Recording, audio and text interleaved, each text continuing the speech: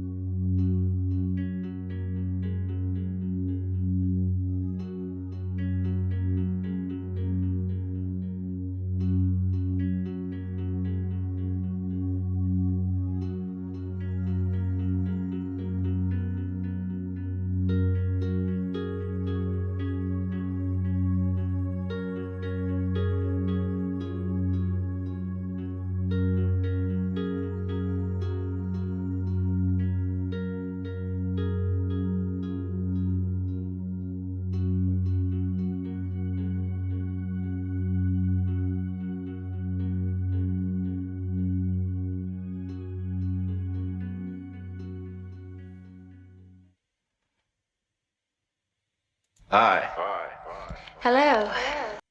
Bonjour.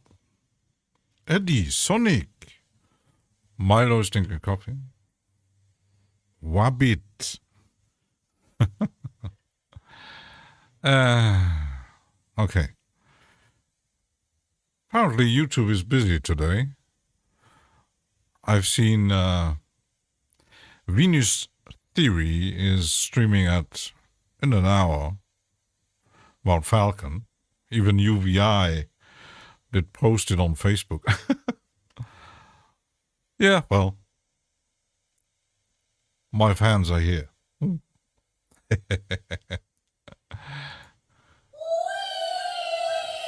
So, I was thinking, going back to making, like Alex Reed made a video about it, making weird noises. So let's do that. I was working on something, and it's crazy. Extreme Davy. Save it before it breaks down. And checking if the audio is working. It is.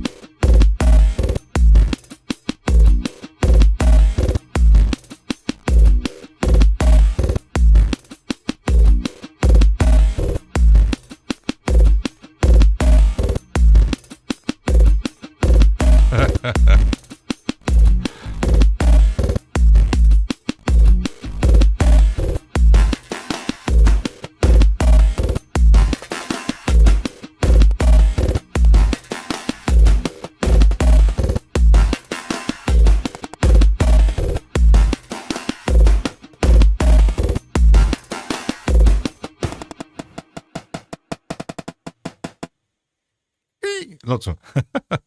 Pulse in the red. Indeed.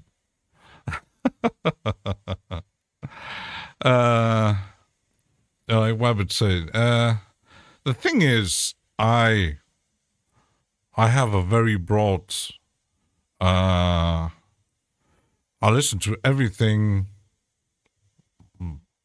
almost everything, but I would say I'm trying making everything is maybe a bad idea, because sometimes you got things that you feel more comfortable making than other things, and I always said I leave the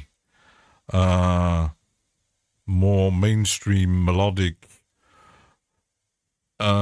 stuff to others, and I make myself lots of crazy sounds, weird sounds, using my different plugins. And the funny thing is, I had that new one, the snares, and I said, could add even more snares.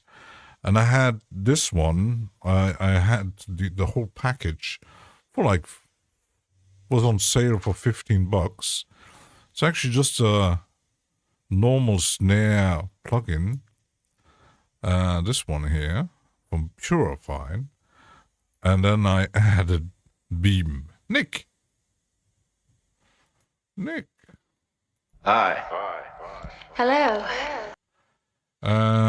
So yeah, and I was experimenting with adding different plugins, and I got back to actually using the from Ill-Formed. The sadly thing is, it hasn't been updated for 2 years.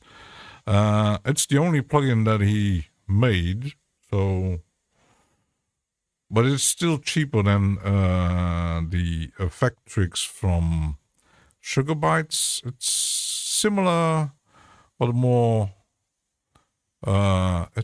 It's not VST3, sadly, but I hope at some point he will make a new version. But I'm actually doubting that.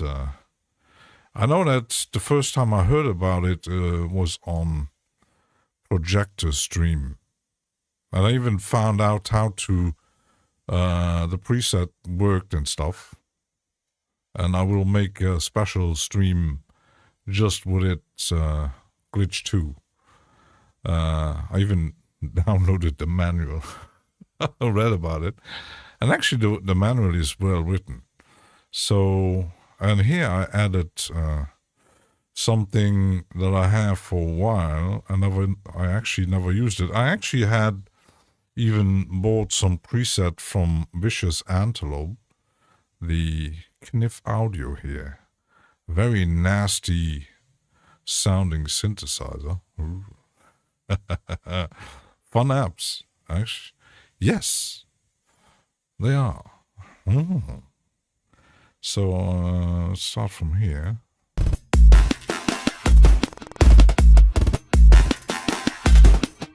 You like Sugar Bytes? Me too.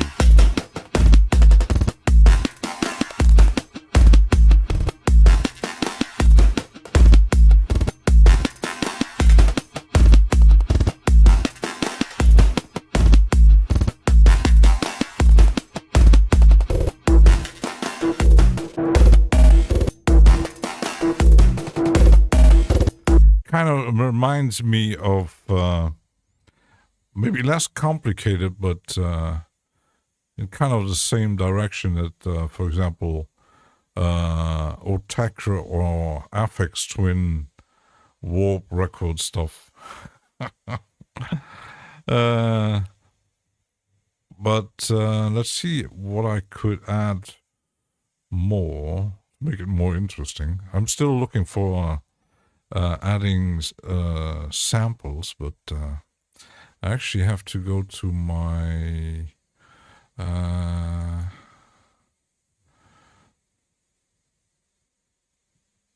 think it's here.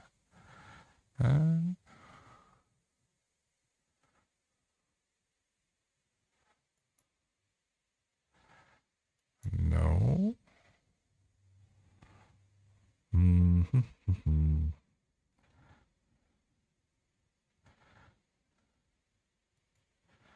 Where did I actually put those? Go back.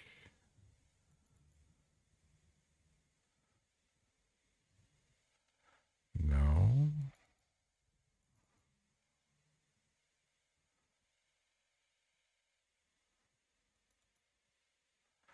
No, that's not it.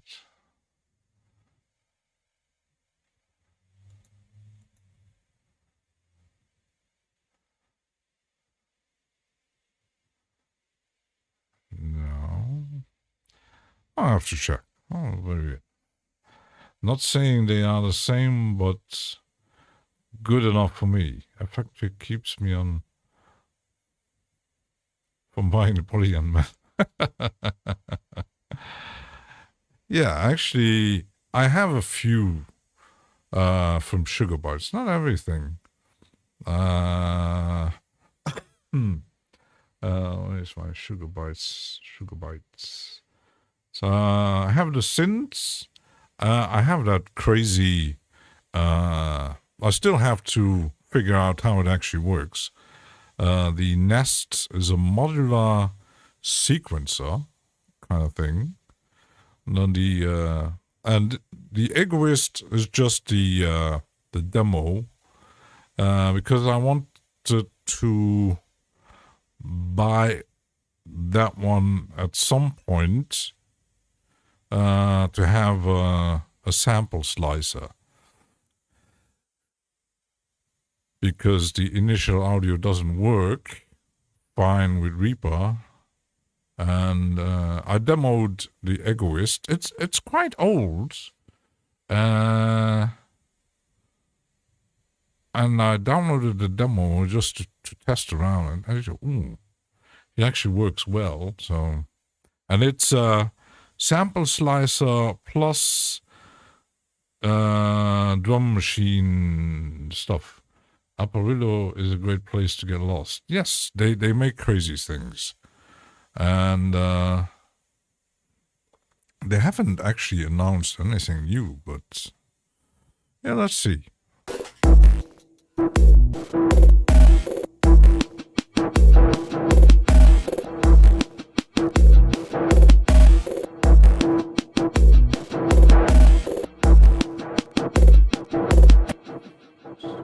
So let's see.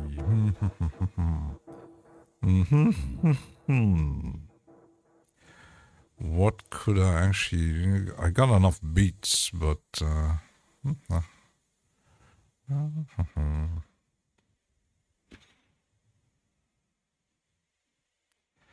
maybe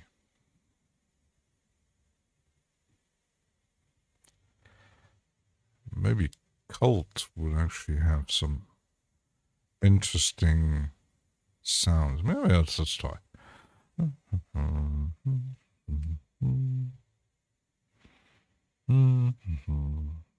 Takes a while. So let's see.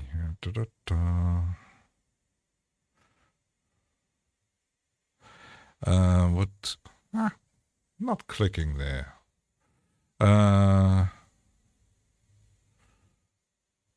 Maybe that's some.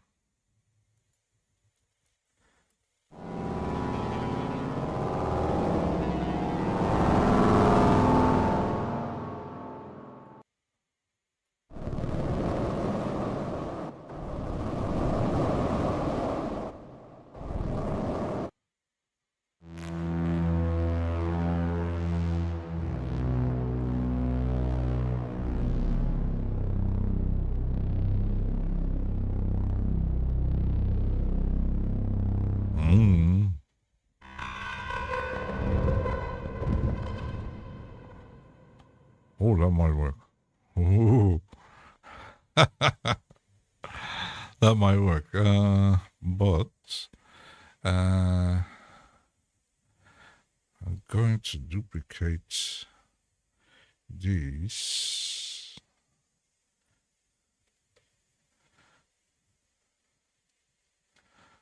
And get a MIDI here. MIDI.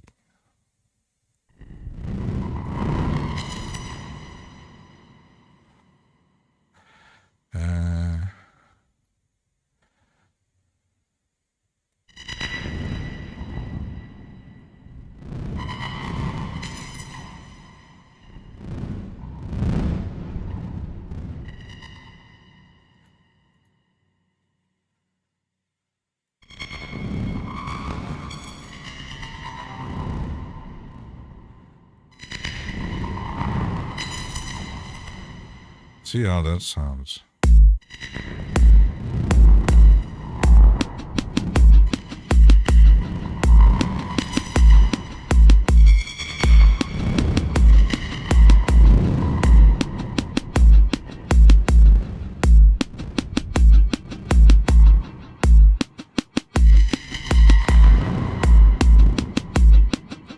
Yes.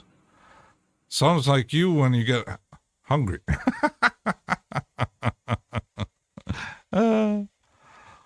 Yeah, pretty much like me too when I'm hungry.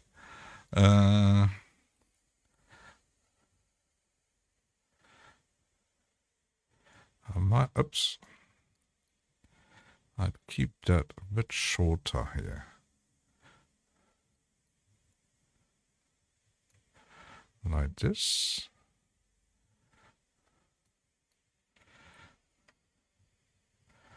And let's add something else. Another crazy sound.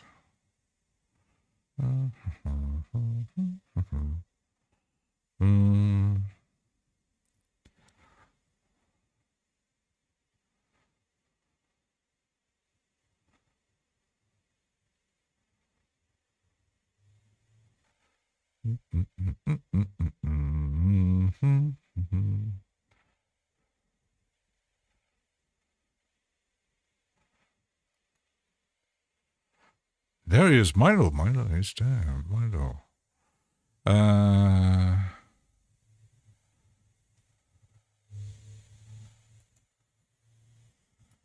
Oops.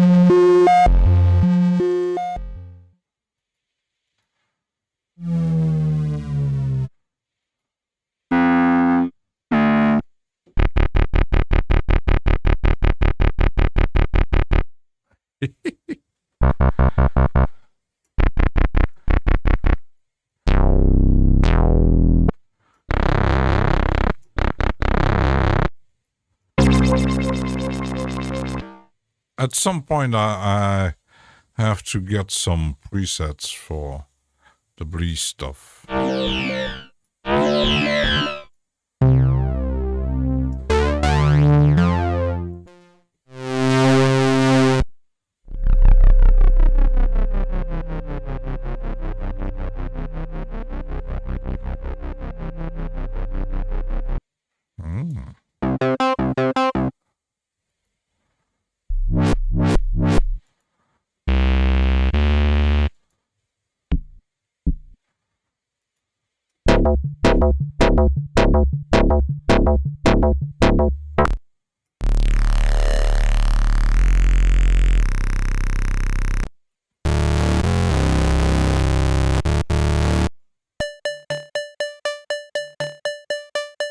It is one funny.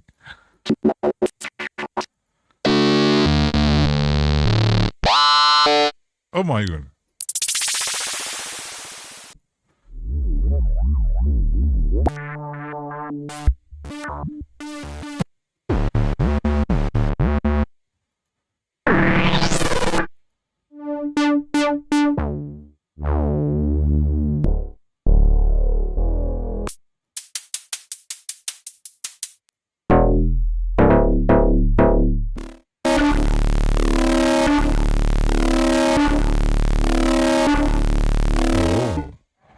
This might work.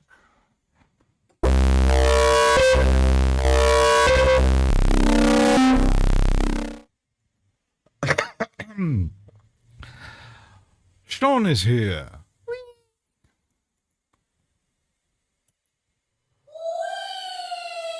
I have some new samples. Yep. Let's add some MIDI.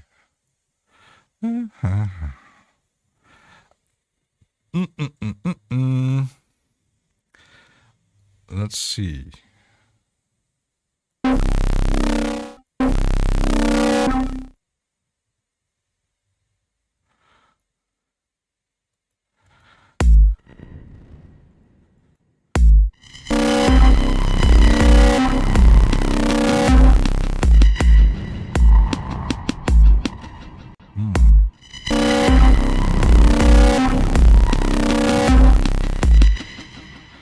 Does it react to velocity?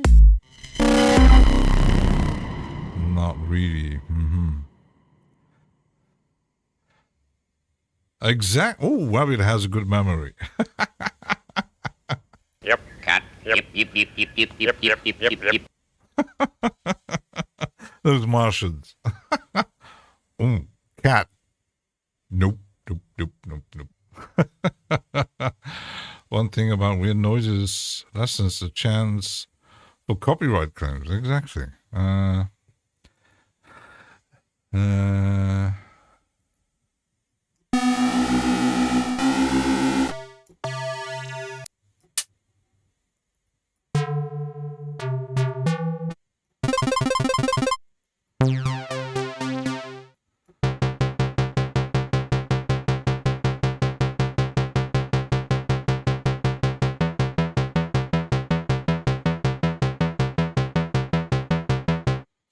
Could use that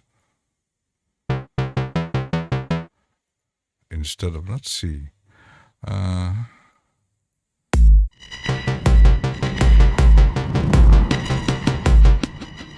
yes, let's make it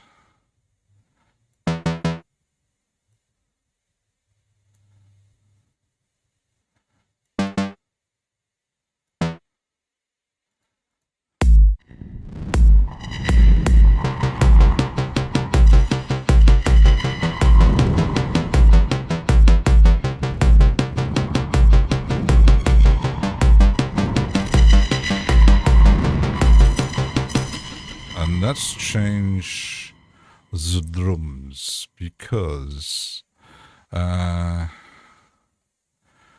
closer a bit. Let's get rid of those and let's change.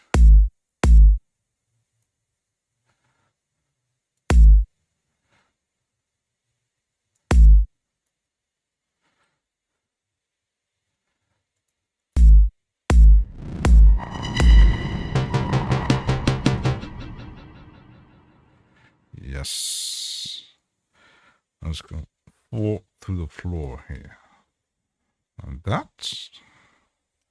And maybe add some between here.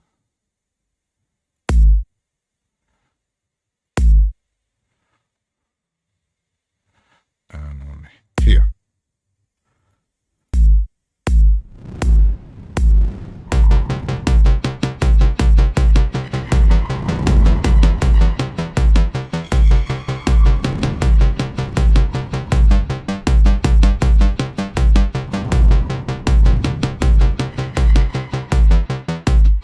Yes, yes, yes, yes. Like this.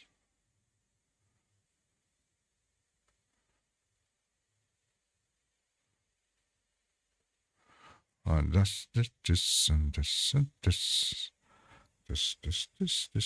This. Ha! Actually, to find some videos to make those samples wasn't easy. I had found a video that had a lot of, I don't know how the guy or the person recorded it. It had a lot of reverb on it. To find the exact, a good quality video wasn't quite easy, so. Nope, nope, nope, nope. Bird.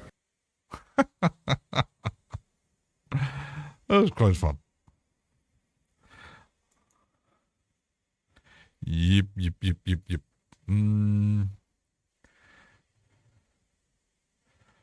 So you got this.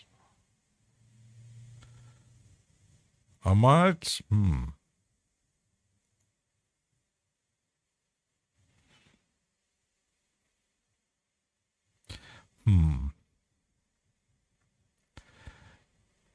Let me check the other one, the arpeggiator. Smile a lot.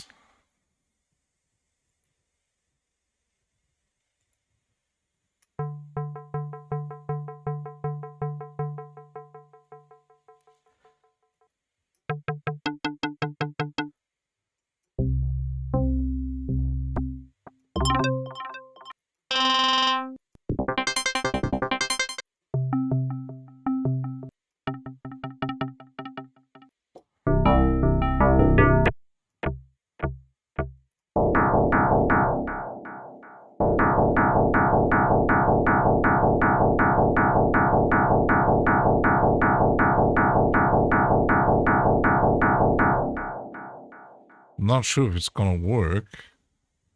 Let's see.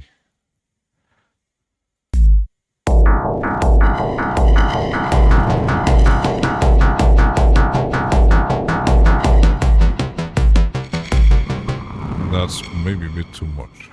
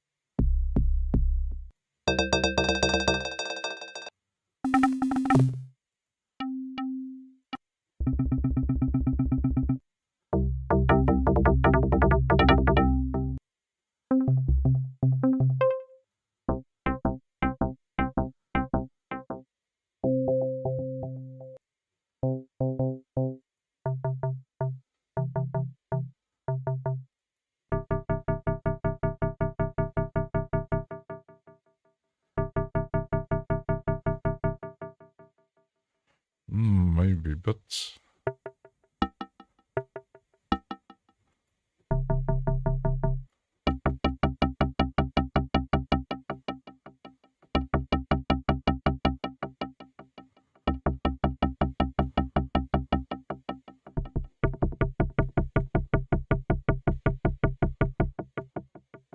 maybe Da Vinci Girl. If I take this here, get here.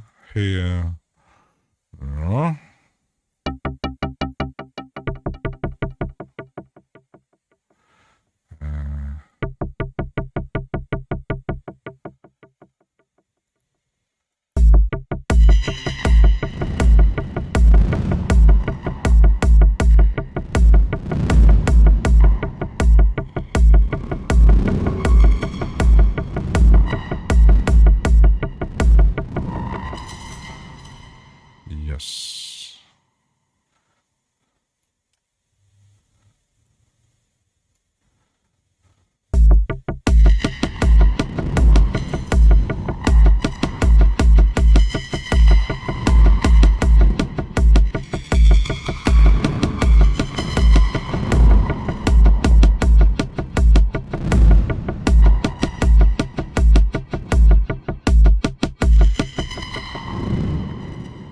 And now at these here.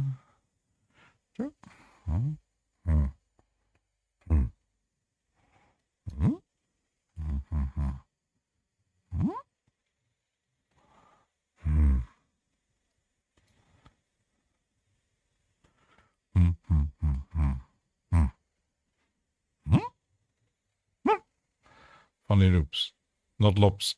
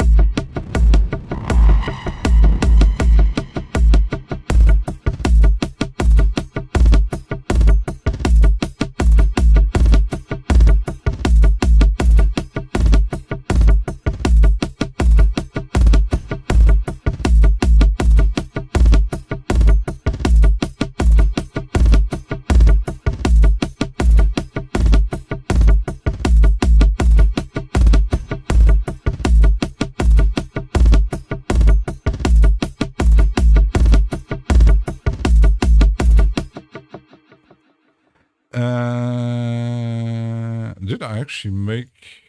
I might put.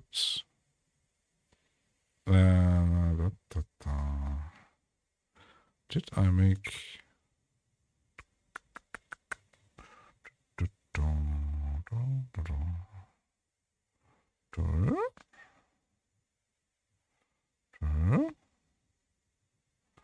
Did I? Ah, there it is.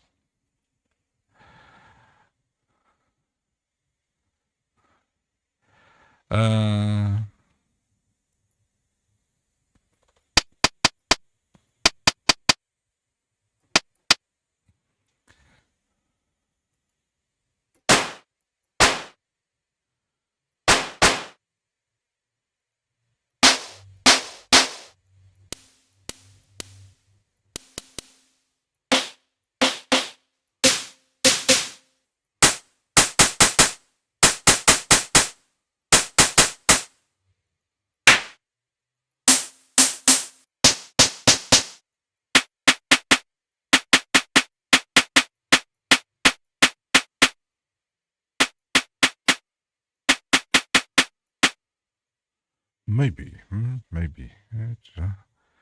Here, maybe.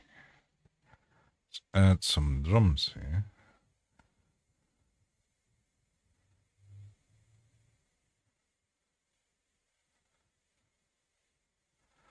Milo wants Wi-Fi cameras. Ooh.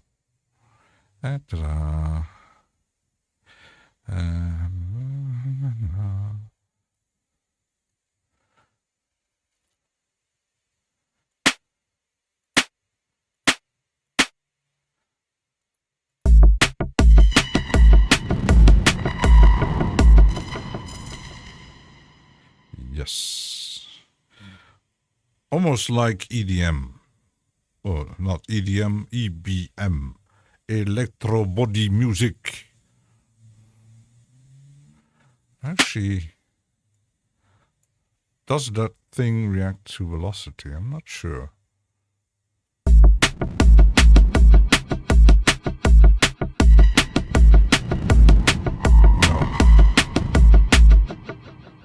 No. Velocity.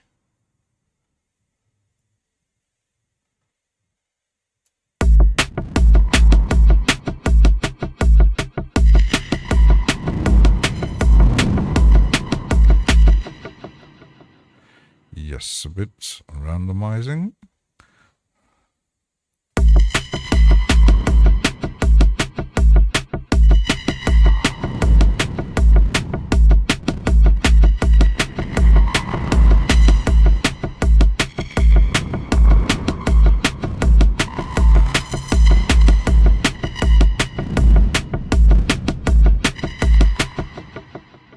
Yes. Crazy, crazy things. Sean said, all my loops are funny. Fruity loops. Mike, can you tell me a little about those meters at the bottom? Mike's seen the mini meters. Wait, Mike. I can give you.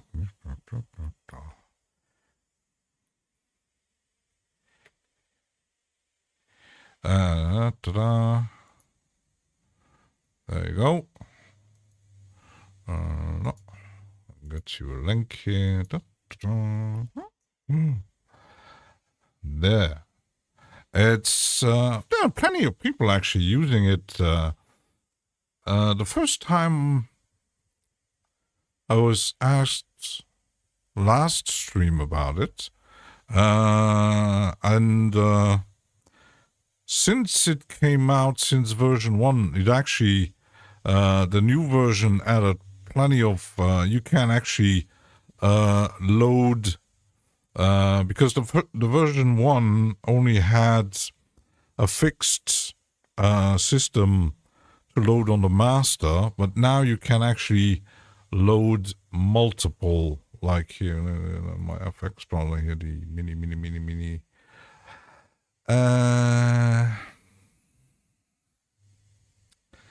Where is it?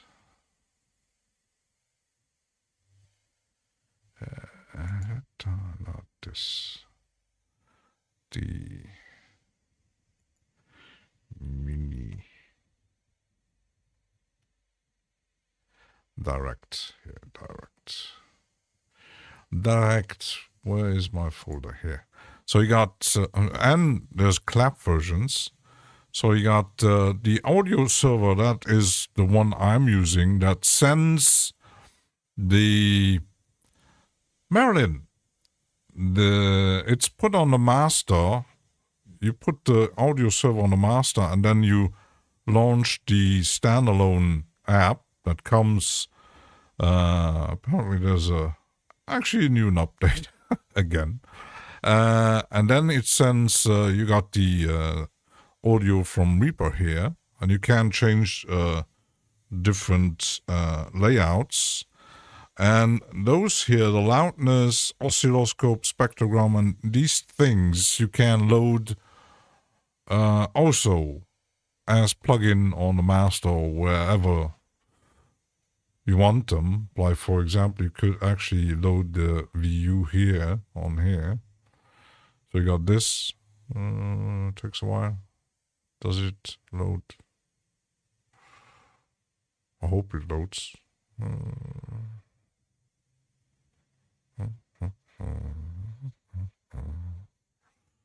Maybe it takes a while. There it is. Like, for example, you can load it here. Oops.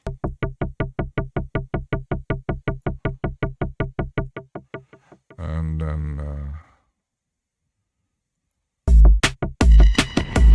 gotta be you. Kind of fun.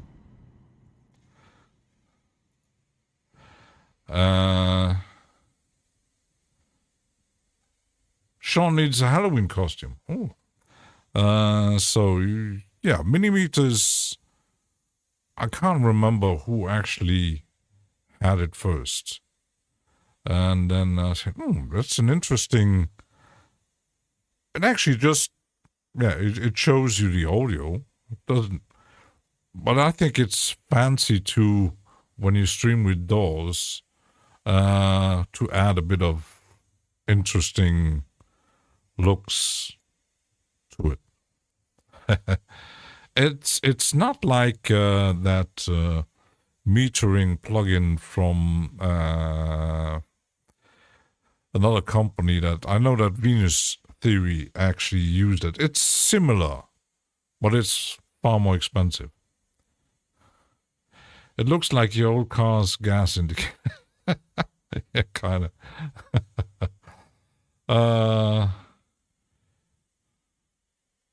Oh. Yeah, Halloween is in a week. Oh. Yeah, we don't really get much Halloween here. But, yeah. So, I hope it helps. You got the settings. I didn't really tweak a lot with the settings, but you can put different layouts, routing, color codes, and themes. You can change different display of waveforms, stuff like that, which is pretty cool. So very tweakable. Marion has to work. Just do it like me. I'm watching YouTube at work. Nobody knows it. If you had a costume that was good on stream, it would be fun to do that.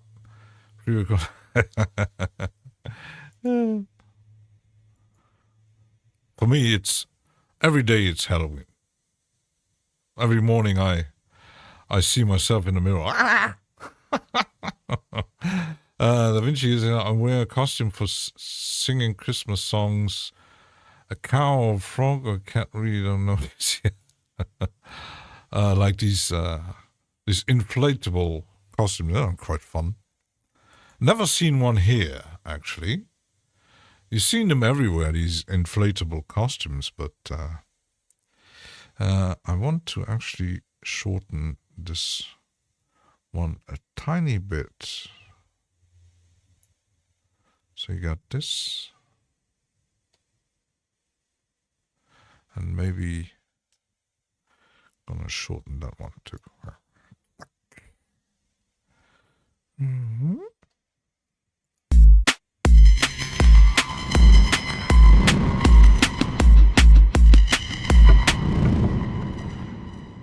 And maybe add some effects on the snare.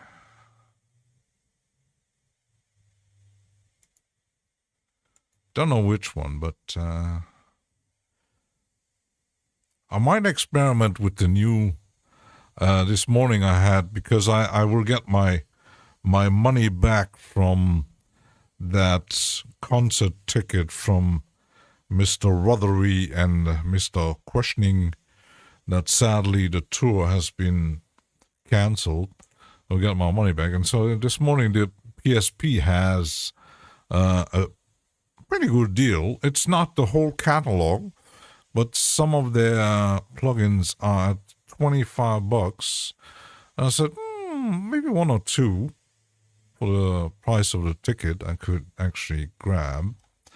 And I grabbed an EQ and that crazy, I'm going to have to experiment with it, a multi-tab delay. I like delays. Da Vinci Gear said, you like my version of Dance Macabre? Yeah, that spooky movie. Ooh. So I have those presets, and let's see here. I could let's make a selection here. Solo.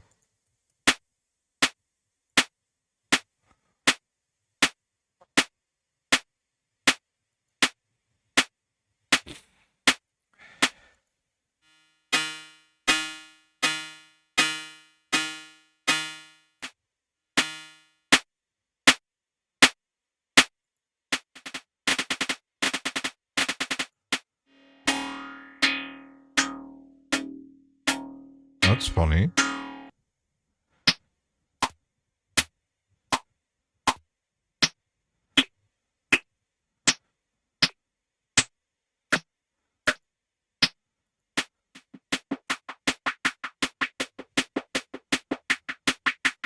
These presets are already pretty cool.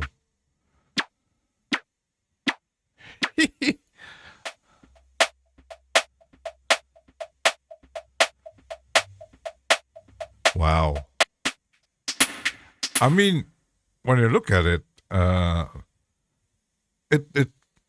what's funny with PSP, they're not cheap.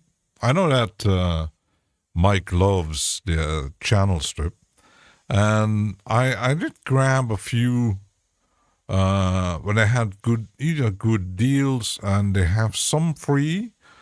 The Infinity strip ain't cheap, but normally I'm no fan of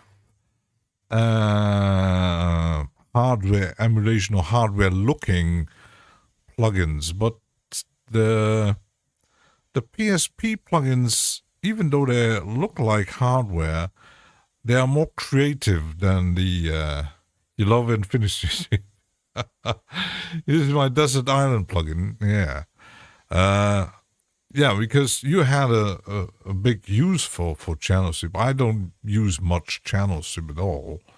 I have like very few, and I almost did grab it at some point. It's still with the sale at the moment. It's still almost $200. It's not cheap. But if you do record a lot of stuff like you do with the guitars, drums, vocals, they feel good, and the zero latency makes them great for streaming. Yeah, I can imagine that. And the first time I got something from PSP, I said, they really look interesting. I have like, what do you got? No, not the VST. I got this one, the delay, that's the reverb.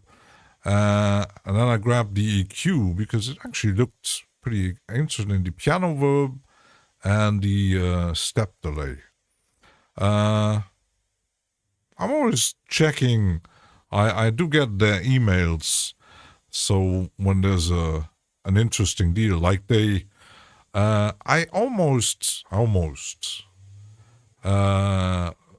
I said, maybe later, because they made a plugin with apparently an emulation of a hardware that or sound that was used by Alan Parsons. So that's their latest. That one is not on sale, of course.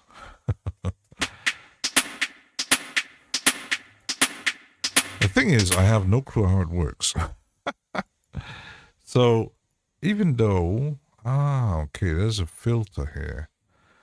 Filter type, it's frequency, resonance, gain, 2 modulation sources. Drive, and there's reverb, and sets the synth up signal to the reverb. And there's feedback amount, post gain, width balance, and this apparently is the, okay.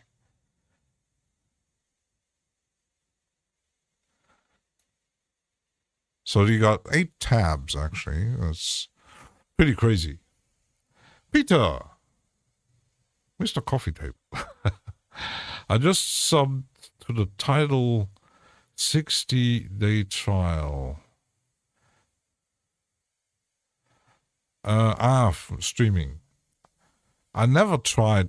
I'm not. The only streaming I actually have is the YouTube, because I have the Prime YouTube without the ads. But I'm not listening that much of streaming service. I tried Qobuz for a while. The problem is my problem. The stuff that I listen to or like to listen to, a lot of things you don't find on streaming services, or like I was searching for it's a project that I've seen live in 1994. He's still active, but he doesn't publish a lot of albums and stuff like that. It's a very theatrical, new wave, gothic thing. It's very special. It's always sung in German. But I checked on YouTube, and they only have one record. So I said, that's kind of odd. And he is on Bandcamp. Then it's even Bandcamp, he didn't upload everything. The problem is he published stuff on different labels that aren't active anymore. Cheers, Da Vinci. You go to Look TV. So yeah, I'm not really. Obscure stuff is still missing. Yeah, it's kind of, but even not so obscure. I for example, a Canadian band, not Rush, Zaga or Sega or no Zaga.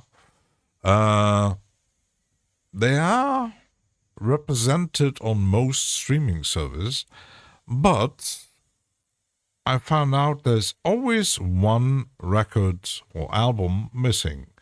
It's their second from 1979, I think. Is it a licensing problem? I don't know. So it's kind of weird. So I still have the CDs, but the CDs where they actually I kind of missed. Some years ago they republished the albums on vinyl. I should have gotten those because they were remastered. And sadly I didn't. A friend of mine had a few. So, but on streaming services, and you got these situations like some artists actually taking their stuff off streaming services. Like, for example, now on Spotify, lots of bands quitting. And even though Bandcamp isn't really a streaming service, though they have an app that you can listen to the stuff you actually buy and stuff, I think supporting artists through Bandcamp is more interesting than streaming services. I have a guy on YouTube. I follow him. He's a high-end hi-fi nerd, and he listens to. He makes a lot of stuff about streaming services because he not just listens to vinyl and CD, but he always he makes videos about certain hi-fi gear that also includes streaming services. And he said the problem with all these streaming services, he has some problems that the hi-fi gear, it's not there is a certain standard, but it's not available everywhere. So he listens most streaming things on his phone, and he connects the phone to the hi-fi gear, and he needs to have a certain service going on that actually puts a better quality and stuff like that. It's very complicated. So yeah, you still use Bandcamp? Me too. Bandcamp, there's, for me, for example, there's a lot of artists that put themselves on it. And I had, for example, a label that I have been following since 1990 or mid-90s. It's experimental IDM industrial ambient label from Germany.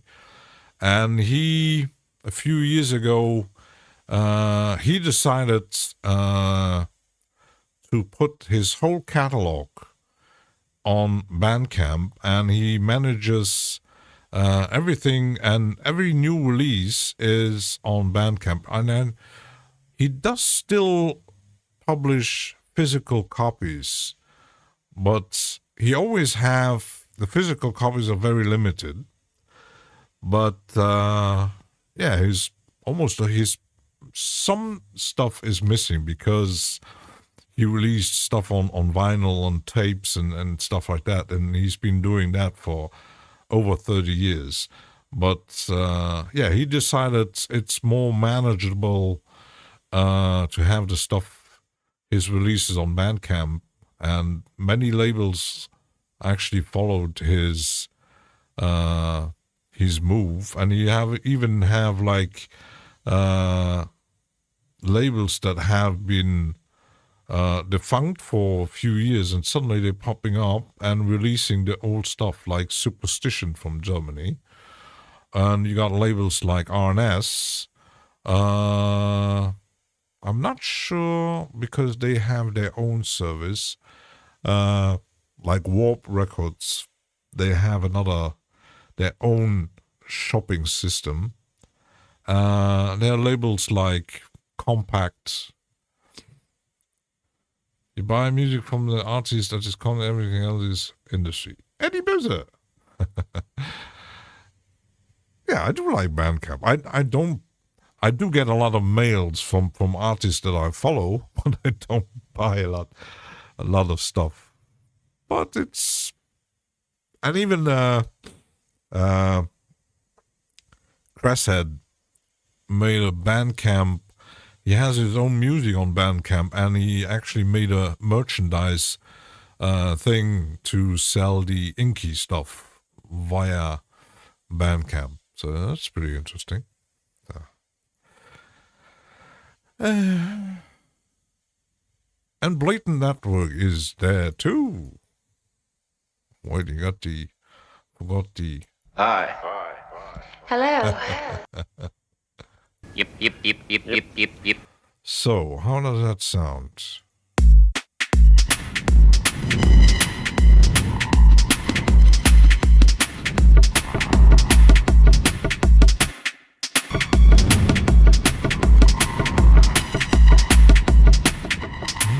Maybe choose another one.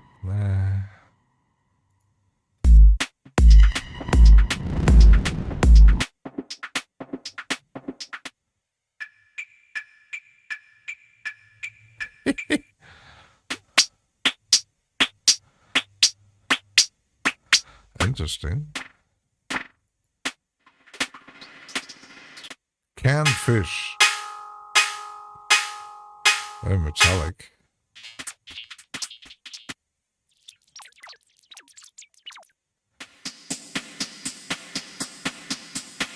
You wouldn't think that you can actually make something with just a simple delay effect. Okay.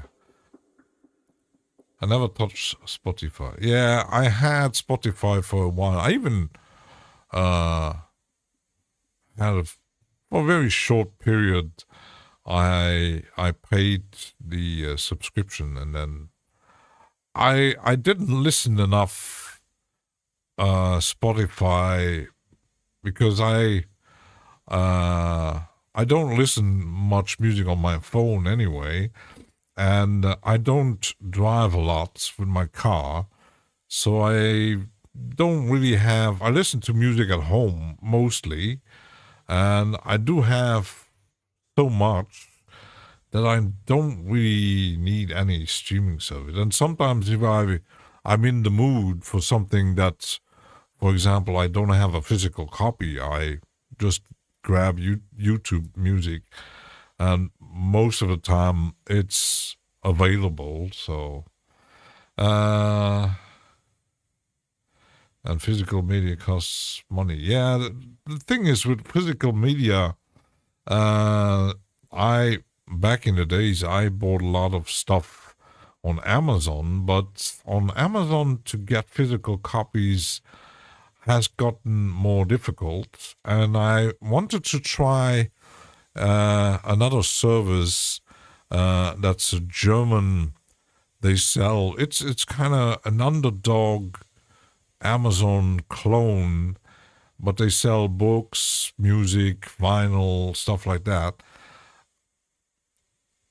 But they have much more choice and interesting stuff. So, weird, I had waffles with banana this morning. I'm so starving a few hours late. Sean, you need more bananas.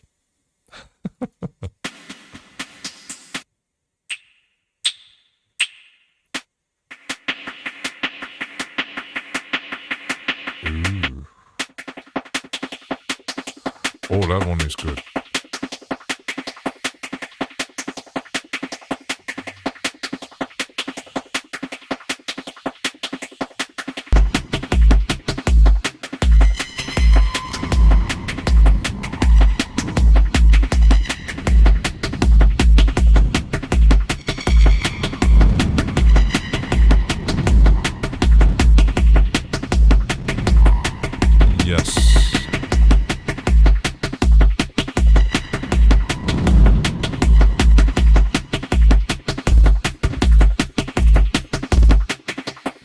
That's have a great used record city. Yeah, the thing is, I don't really have record stores anymore nearby. Back in decades ago, I had quite a few, mostly in Germany, but at some point they still had some physical copies at the local Saturn Media Markt thing, but they totally reduced it. They reduced the music department, they reduced the movie department, and didn't they sell enough? I don't know. And I got the feeling that people just, at least in my country, don't really buy a lot of physical copies anymore. So it's kind of sad. So, Rabbit says, should I pop over to Vinicius to learn how to navigate Falcon? I have it, but when I open it up, you're lost. The question is, you just have Falcon. Because, yes, Falcon is as a synths only to actually build from scratch. It's not really. It's like M Sound Factory. You can get lost. And the standard Falcon library, of course, yes. Yeah, because building from scratch isn't really that kind of easy. I know. It's the layering, how it works. I know that Venus Theory actually really totally into Falcon, and well, he makes a lot of videos for UVI, and so he's the UVI spokesperson per se. So I don't use that, but I use the UVI thing for the digital sensations pack. You have to travel 30 miles. Yeah. I'm not even sure where I could find actually an interest. I could, there might be one in France, like, almost 100 kilometers. I think it's a 1 hour drive, something like that, into France. There's a big town that has the French version of the German Saturn chain, Fnac. And it's a multimedia. They sell CDs, vinyl, books, electronic stuff, and things like that. And every big town has one. They even, at some point, they sold concert tickets. They did stop doing that, but I'm still actually sometimes buying stuff at their online store because it's I sometimes grab DVDs from French movies I collect. So that's pretty interesting. I haven't been in a Fnac store for 20 years, I think. Yeah, it's I wanted You won it. Oh, that's interesting. Rabbit won something. Ooh. So, actually, could add more or not. Maybe get rid of this one. So let's save it.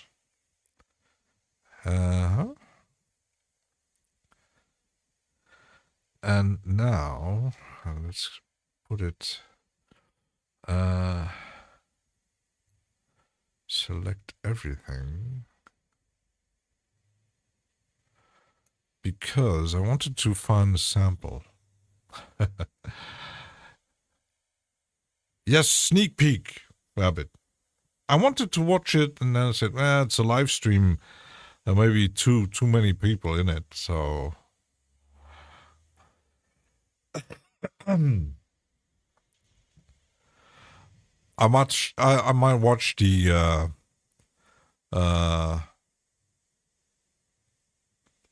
when the stream is over. So, checking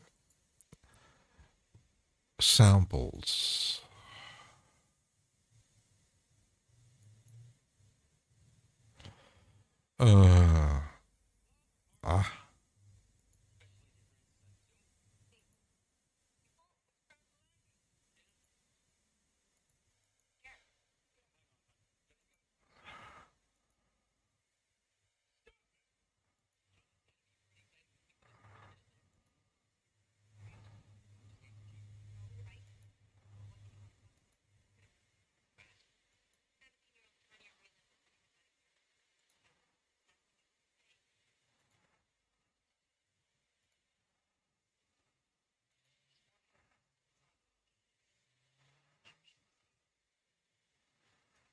That might work. This one here.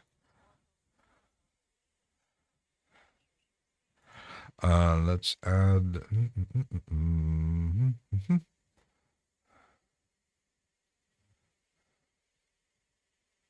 sample holder. On top.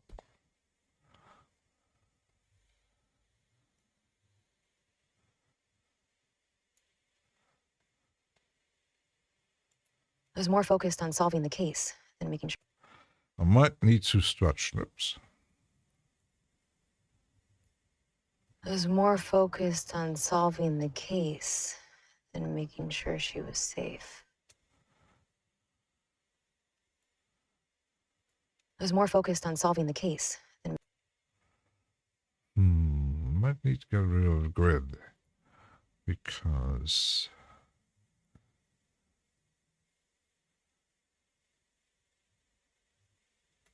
I was more focused on solving the case than making sure she was safe. Yes. Not my work.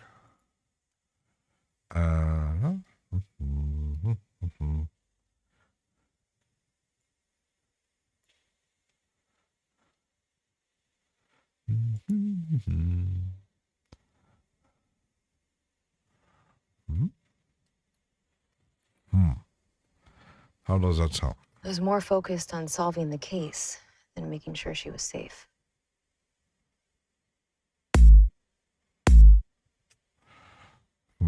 Maybe something...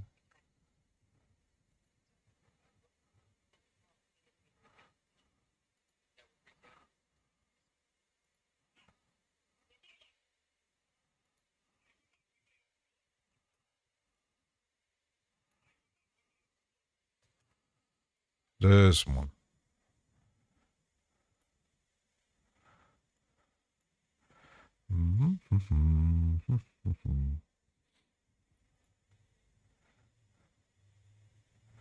Haha. I was more focused on solving the case than making sure she was safe. I will not be made a fool of. Yes. Jack!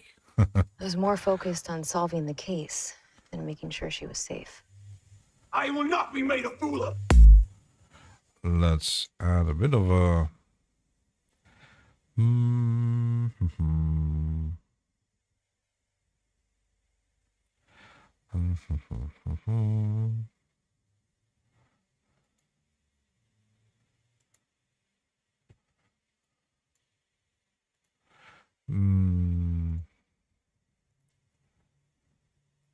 was more focused on solving the case than making sure she was safe. I will not be made a fool of. I was more focused on solving the case than making sure she was safe. I was more focused on solving the case than making sure she was safe. I will not be made a fool of. I was more focused on solving the case than making sure she was safe. I will not be made a fool of. I was more focused on solving the case. I was more focused on solving the case than making sure she was safe. I was more focused on solving the case than making sure she was safe. I will not be made a fool of. I was more focused on solving the case than making sure she was safe. I will not be made a fool of. I was more focused on solving the case than making sure she was safe. I will not be made a fool of. Ah, yeah. I was more focused on solving the case than making sure she was safe. I will not be made a fool of. Yes.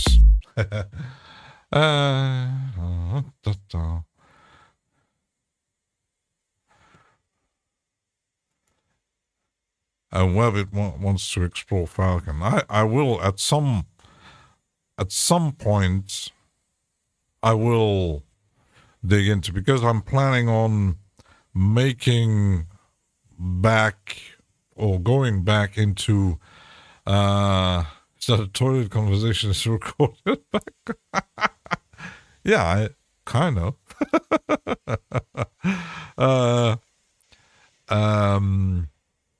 focusing some streams on specific plugins and how they work, because like I said, I have so many.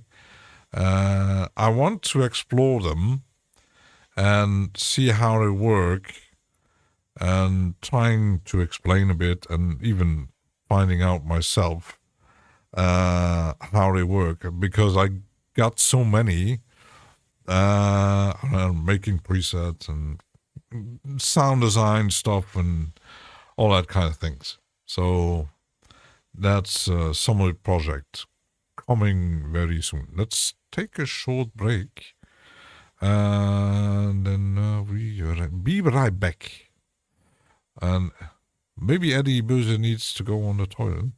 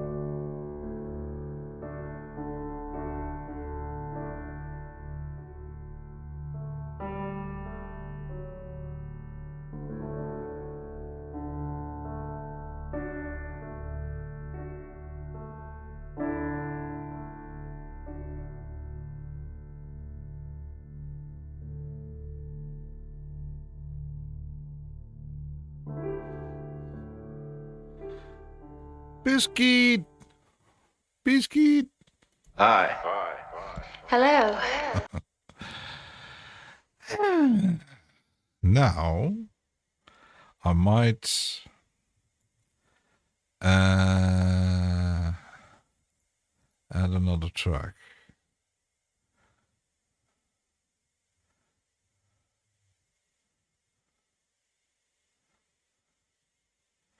Oh, just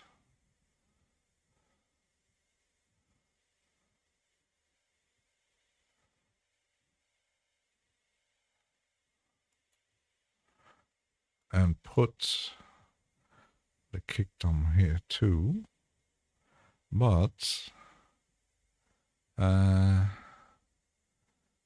a MIDI note there.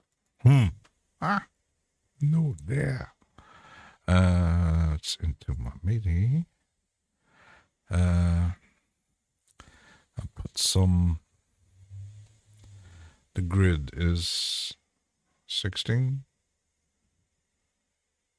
No, 1. Might change my grid here. 16. Or let's see, 4. Now 1, 2, 116, 1, 4. Like at 2. Just after 2. Here. Oops. Here. I was more focused on solving the case and making sure she was safe. I will not be made a fool of. Yes, that actually works. So I'm going to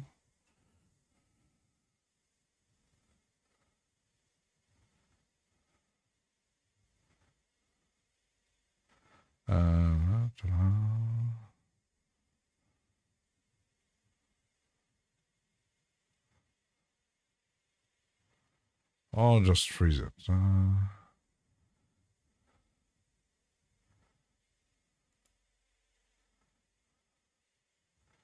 then this. I got my thing here. Where is it? This one. And I need to cut it.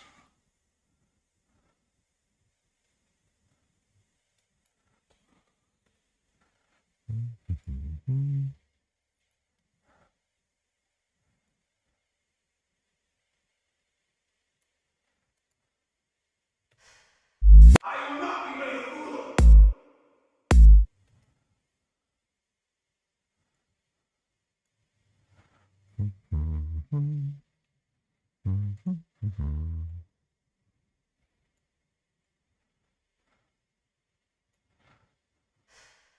I will not be made a fool of.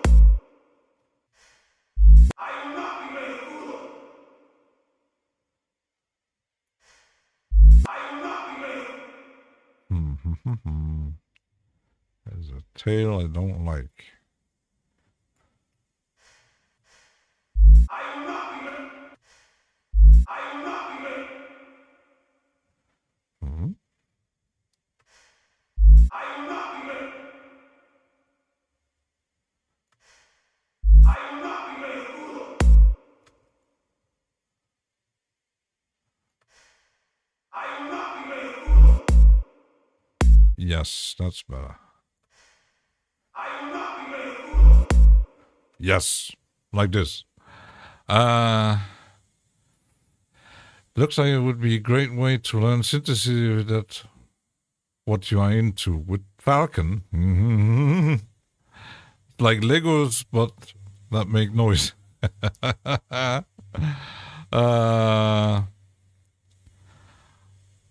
I think Venus Theory, when he still made tutorial videos, he has on his channel a few sound design videos about Falcon because he's been using it for quite a while. I tried it. It's really you have to first know how Falcon works with the layering, and then the sample engine is pretty wild. And I tried to make a preset with the granular synthesis, and yeah, it's if you're really into the sound design, making really things from scratch,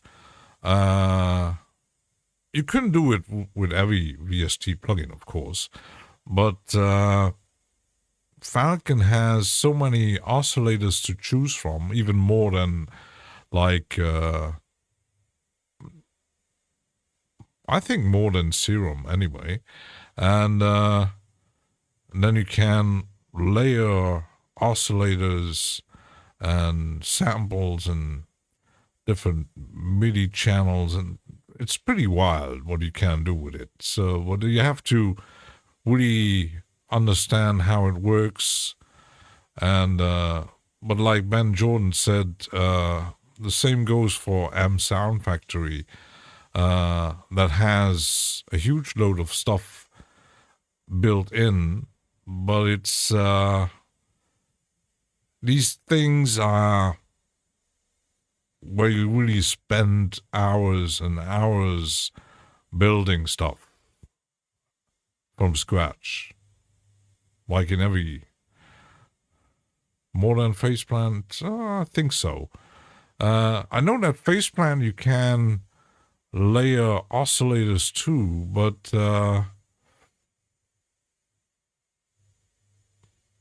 they're comparable. But the UI from Faceplant is more easy to comprehend than the one from Falcon. Because when you load it, I think I have a preset.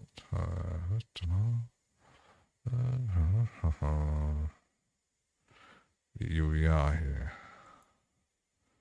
The Falcon might take a while to load.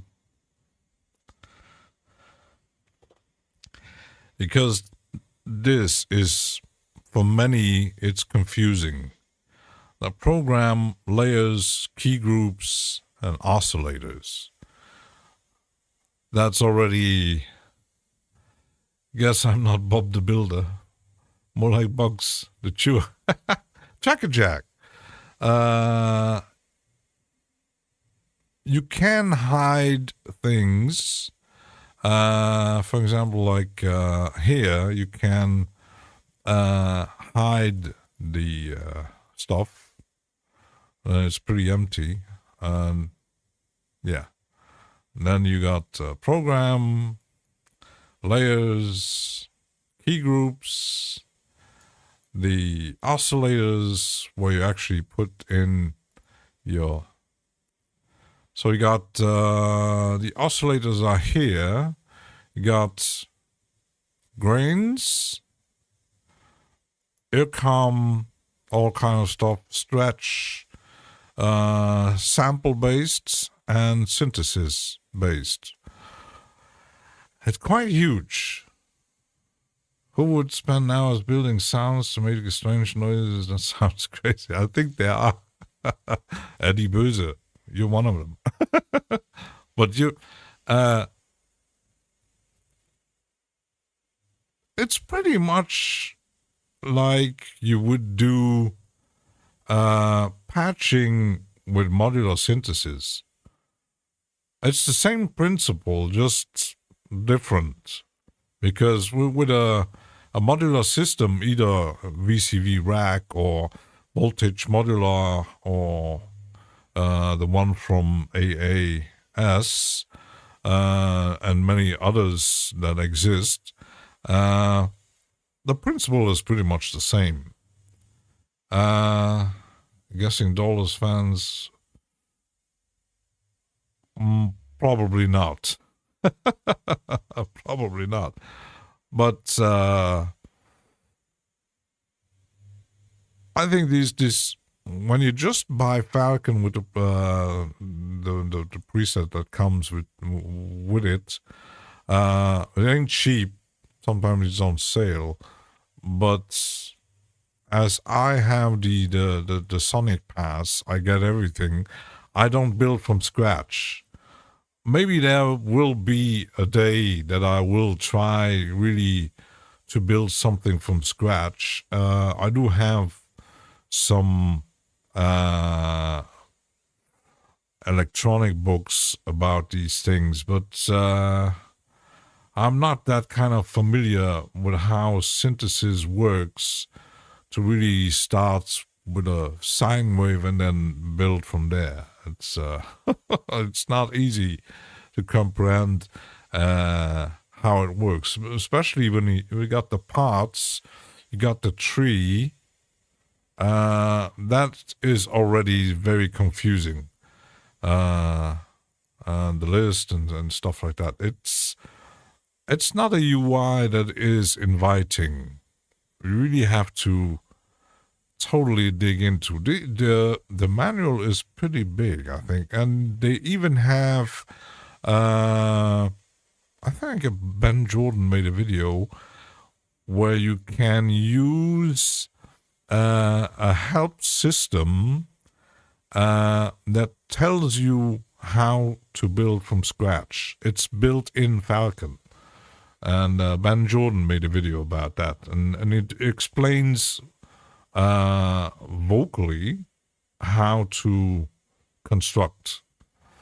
A kick gate, sidechain converter, all the sounds don't matter a lot. Yeah, so, yeah. It's not...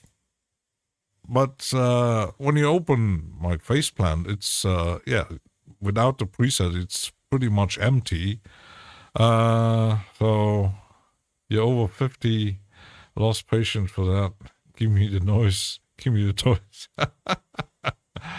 You know, if you say you make other music, it's because a person cannot play 5 instruments at the same time live. Yeah, it's...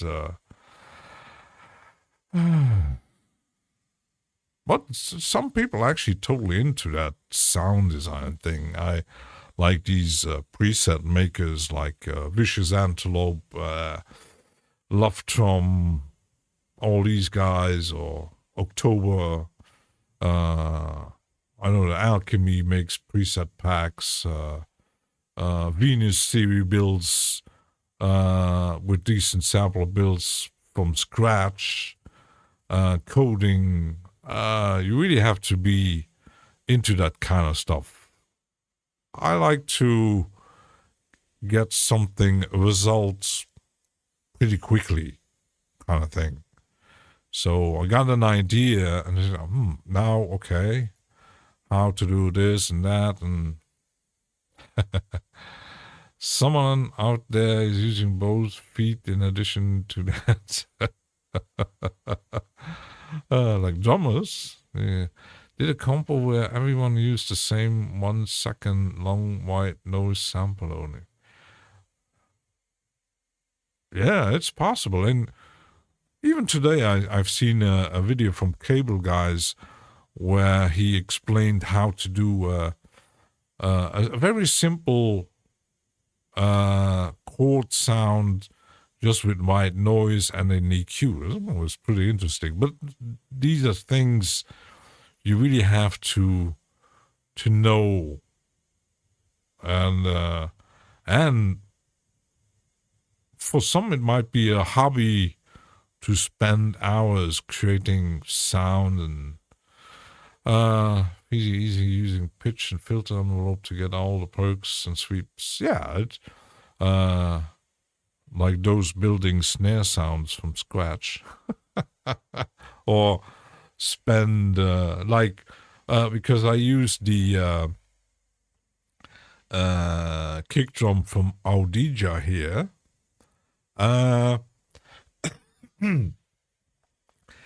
It's just based on an oscillator, but I mostly just use the presets.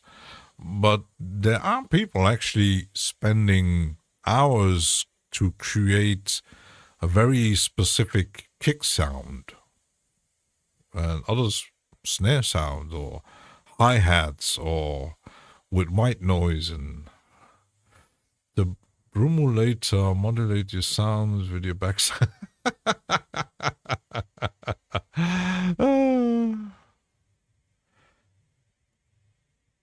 I don't,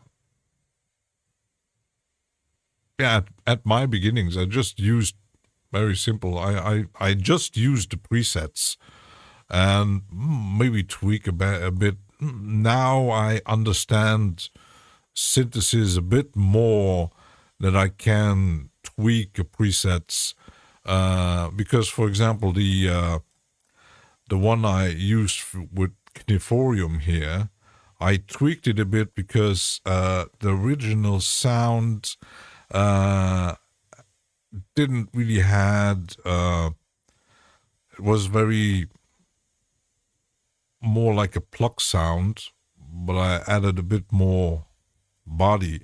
But even constructing from scratch with something like this, like with all the buttons, that is more like old synthesis worked. Yeah, you tweak the buttons and have to know what actually, like the modulation, what effects with the envelopes, the filters, the modulation, the FM, the tuning, that's kind of stuff. I kind of know how certain things work, but I'm pretty much a noob in there. So, but yeah, I'm like 3 years into. Well, it'll take a while to get really into the sound design. I'm interested in it, and there will be a day coming, like I did with the for example here with the modulation here, because when I used the glitch, I still had the original sound of the drum sample, because, for example, if I switch off the glitch here,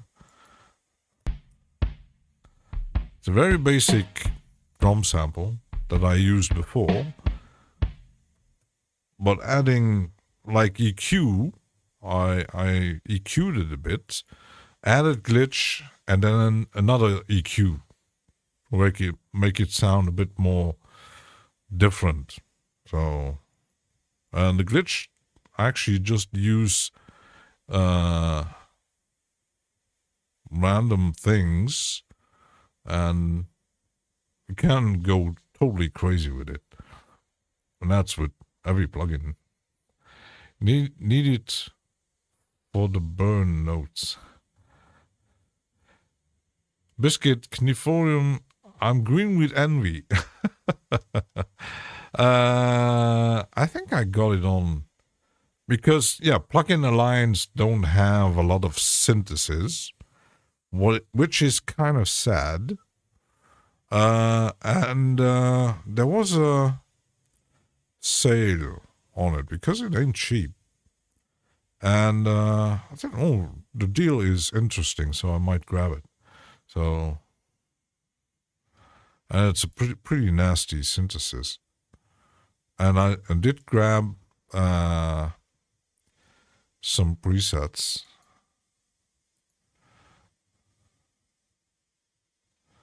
I had presets from Vicious Antelope here, all the VA stuff. There's quite a few. He made pads, stuff. So yeah, these I grabbed them few bucks. So. But building something from scratch with this, I tried it with others, but just dude. There'll be also Black Friday soon. Yeah. The only thing I'm planning. Not too much on Black Friday. I will probably grab that new reverb from Eventide, because I have the free version, and when they released the free version, I think there might be some pro version coming, because I'm doubting that Eventide just makes a very simplistic free plugin, and they will just released it, and it's on intro price. Do Spectra Sonic do Black Friday? That's a good question.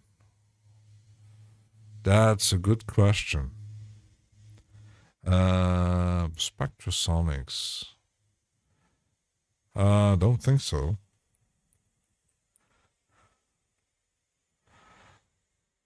I've never seen it. You might find on what's it called, not Cloud or something like that.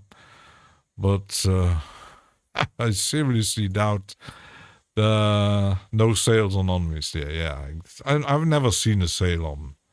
They never did. Yeah, I seriously doubt that.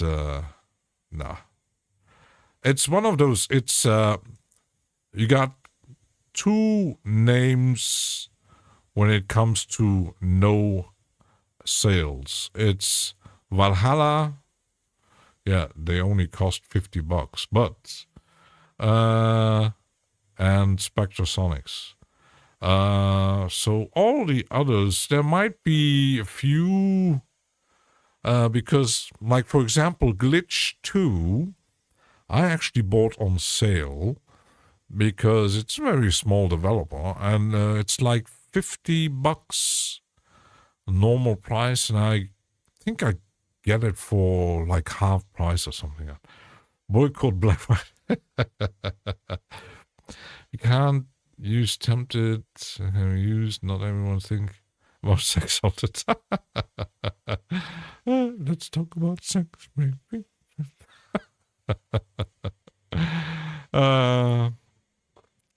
Yeah, the thing is, you got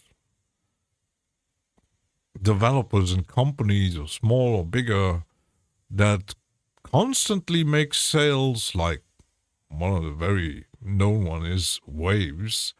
They always have something on sale. Even Plugin Alliance, Plugin Boutique, they don't really own any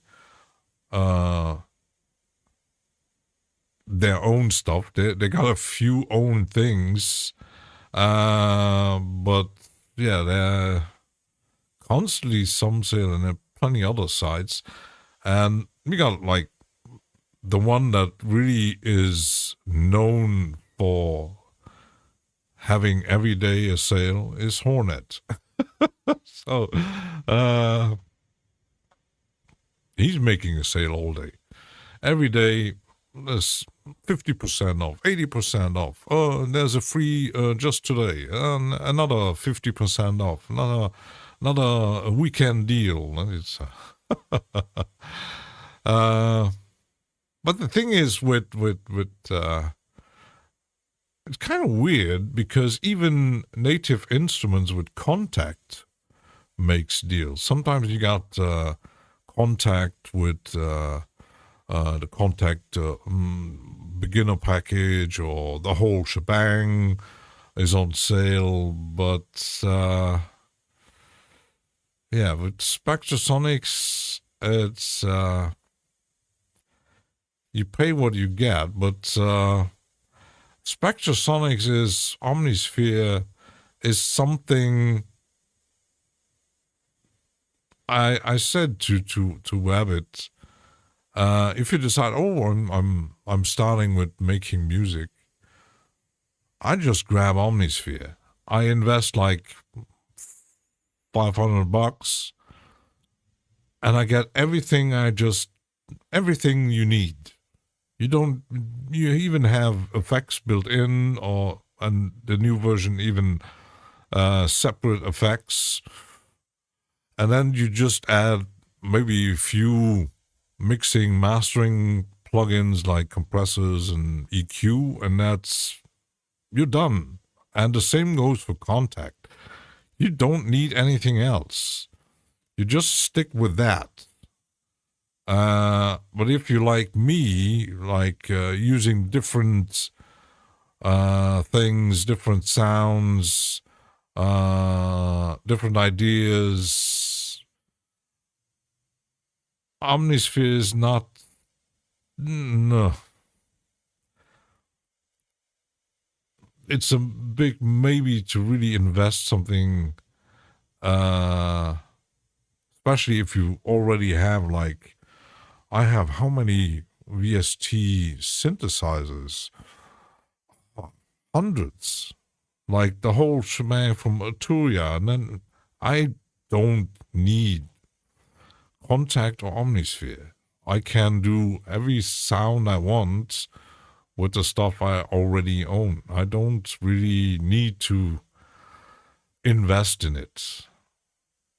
It's great sounding. It's a really well-made, big package for everything, but I have no real need for it. It's I would buy it just if I had someone give me $500 and Jack one Punchbox. I have Punchbox. I'm still waiting on the new update that they actually promised this year, because I was asking D16, will you make an update, because it's a bit old school, still sounds great, but yeah, I'm still waiting for it. They might come, I don't know. Hi guys, you have different views on money and value. First only situation, money status here, and only says on the video was hard. Yeah, that's another. But it's like we all spend our money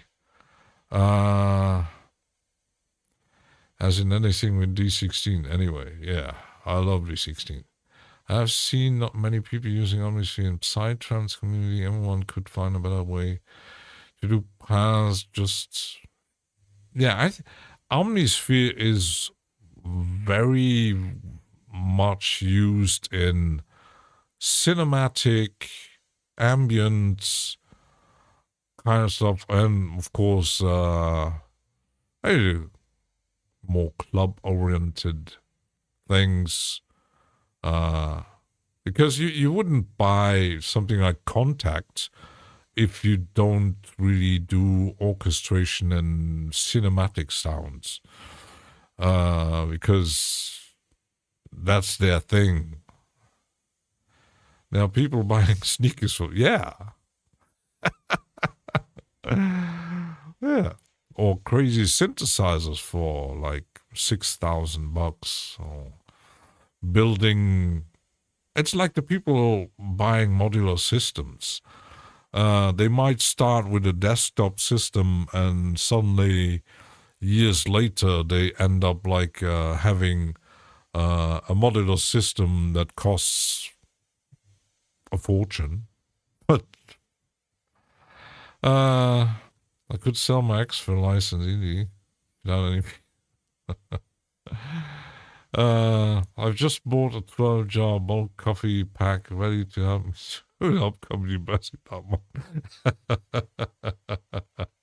Yeah, so some people actually spend a fortune on coffee machines and special coffee brand. And,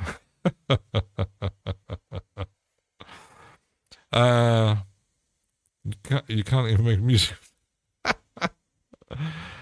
But yeah, it's we all spend money. Like, people spend money on cars. Those who really actually have it spend money on, I don't know, houses, or collect Funko things, or I don't know, teddy bears. Some collect certain brands of plugins like I do. And the thing is with hobbyists, they might even spend more money on different things than professionals. Because professionals, yes, they have a budget, they make a living with it, and they have to say, ooh, should I buy that new synthesizer?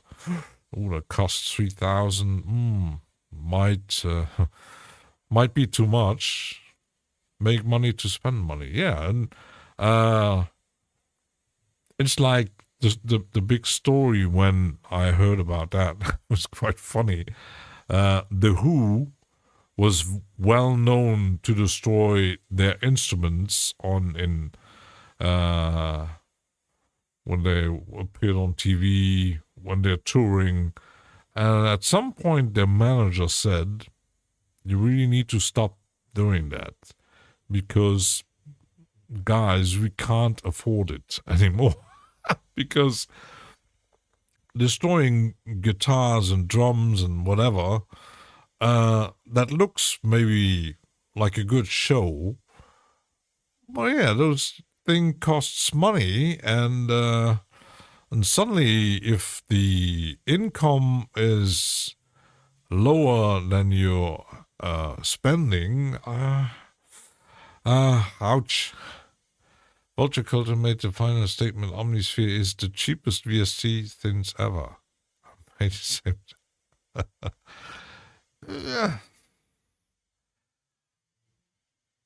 Yeah, kind of. It's like I said, if you just buy Omnisphere, it's a one-time big investment, like $500, and yeah, you're done. You don't need to invest, because I spend like thousands in plugins. That's more expensive, of course. I could have just back then buy the license of Reaper and save up a bit of money and just buy Omnisphere, and yeah, got everything. Don't need anything else. But like my mom said, when you die, you don't get the money with you into the grave. So just spend it. That's the only way for the Who to be acknowledged. The music in the next song was really bad. Yeah. Yeah. There weren't. I know the first Who tracks were, I don't know, yeah, typical 60s stuff. You only have V Collection, Omnisphere. Yeah, I think that's already, when you got the V Collection and Omnisphere, I don't think you need more. You could add the effects collection. I'm still waiting on that one. They would just release the new one, and I'm still waiting on the Arturia effects collection. So yeah, I'm waiting. So how does the ensemble now sound with the sample in it? I was more focused on solving the case and making sure she was safe. I will not be made a fool of. I might, let's see. I was more focused on solving the case and making sure she was safe. I will not be made a fool of. That's better. That's better. So we got a pretty cool sample here. Got a few G4s, Cherry Audio, Pigments, Faceplan, Zero. Oh, you got Piano Tech, Probes. Yeah, Piano Tech. What prices actually? I know a lot of people actually having Piano Tech. Mod art.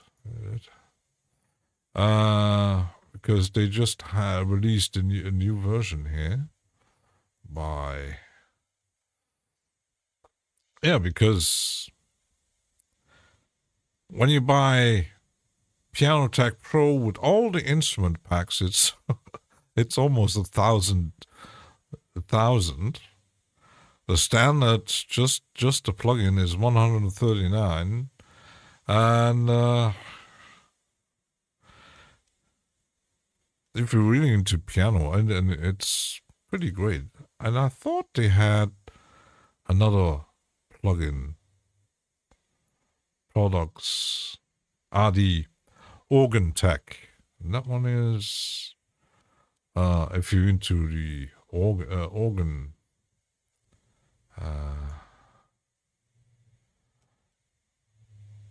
What is the Organ Tech? Emotional. I see the price of piano. There it is. There's upgrade. Upgrade price. Piano Tech. There it is. 269. So really into the but it's, if you're really into the anyway, that I haven't got a... Hi. Hello. Oh yeah, Piano Tech is... I think there's a lot of capacity in the face plan.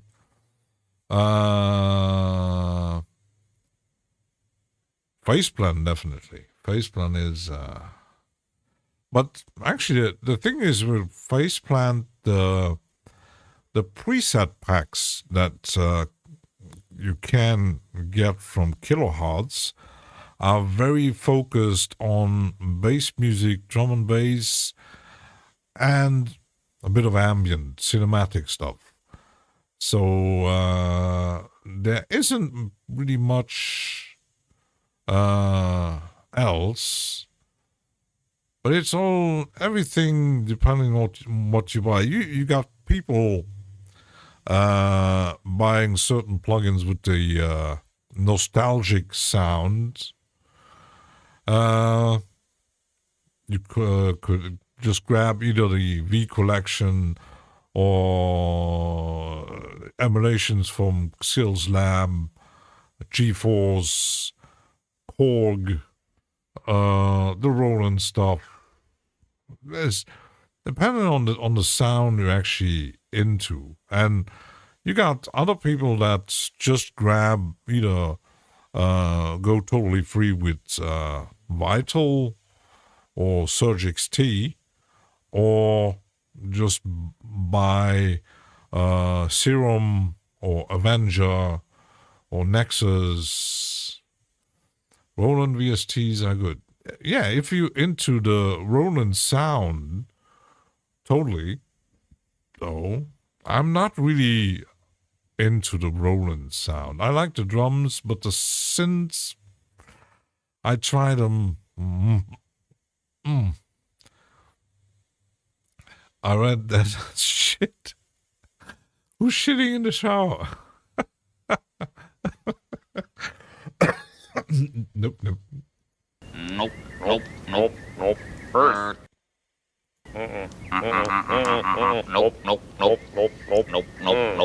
Not shitting in the shower. I was more focused on solving the case and making sure she was safe. I will not be made a fool of.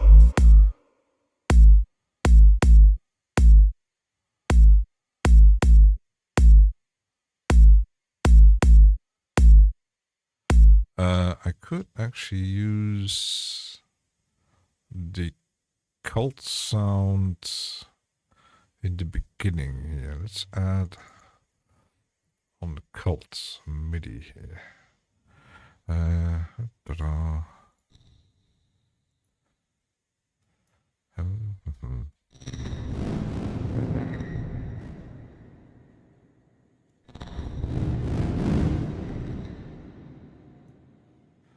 How does that sound? I was more focused on solving the case and making sure she was safe. I will not be made a fool right.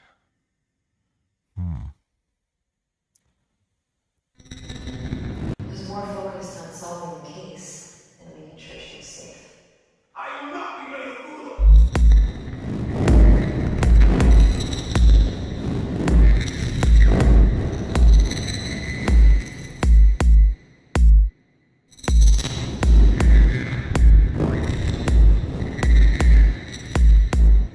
Yeah, that might like. I like that. Who's more focused on solving the case and making sure she's safe. I will not be made a fool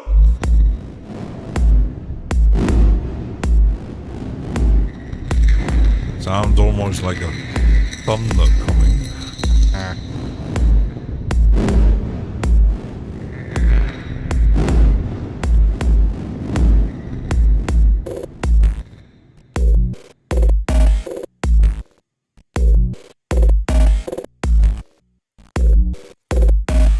Sounding good.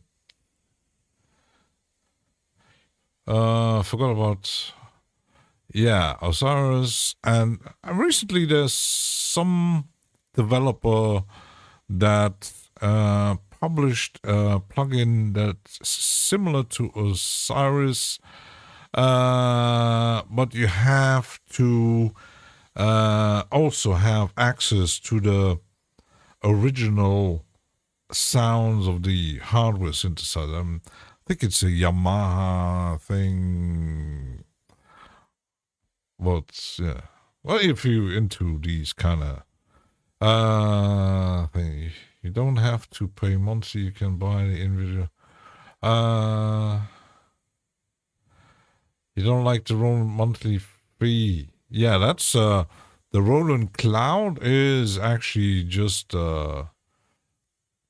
it's not a rent to own, it's a subscription, but you can buy them. But the Roland, since Roland joined Plugin Boutique, you can get lucky to get them cheaper. Because when Roland had their own system with the Roland Cloud, where you could buy the plugins directly at Roland, the prices were pretty much very fixed. Yeah, Roland Cloud is free, but you just get the basics. And then I think they got like 1, 2, 3 different tiers. I think I had the pro tier where you actually had access to every plugin. The downside was with the Roland Clouds, they at some point they got rid of some of the plugins, and some they actually worked well with the hardware, and they stopped doing that. It's very weird what they actually did, but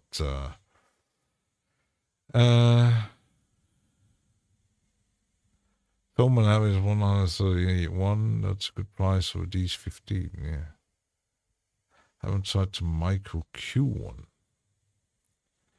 On Roland System 1, 3 accessing plugouts. MIDI controller. Oh.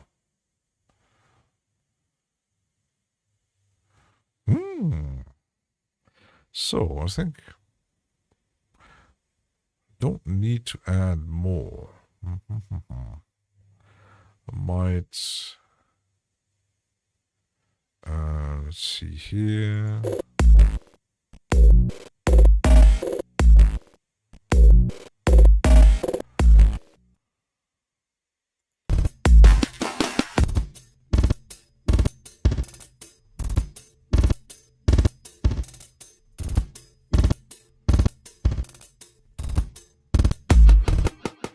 Might change the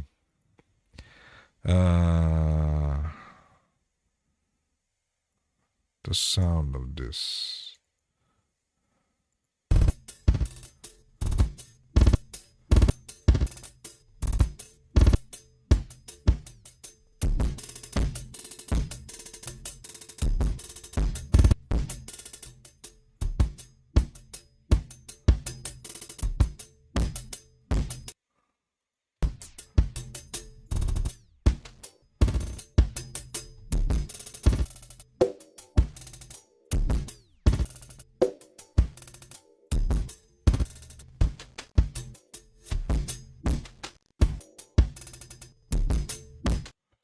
might change. Let's see if I change the note. C3 random.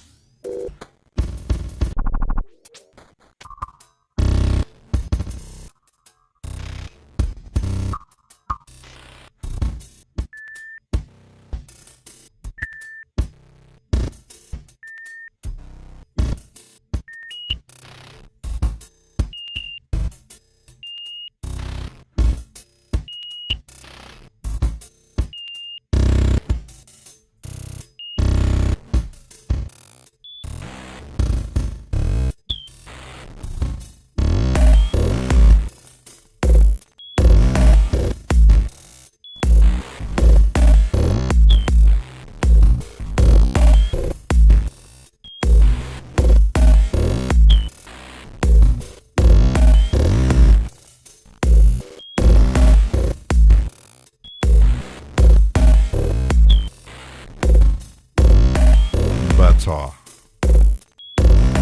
Yes, yes. Milo likes to reason. Yeah, the downside is you have to either have Reason Plus or get the door for the rack. Because I don't really like the door itself. I like the rack, but I don't like the door. And what was I gonna knew I wanted? That's on the 2.5. I had the Reason rack, and at some point I will have to. I'm planning to reactivate it again because there are things in there, and I will just subscribe and whatever. Because there are some things in the rack that I really, really, really, really, really like. That isn't, yeah, that is quite, wouldn't say unique, but special. Company 3 didn't release. I'm ready to buy a bunch of Yuli's hardware stuff. Aha! Someone buying Yuli stuff. The rageur. If you say they have to activate or purchase Roland VST every 4 weeks,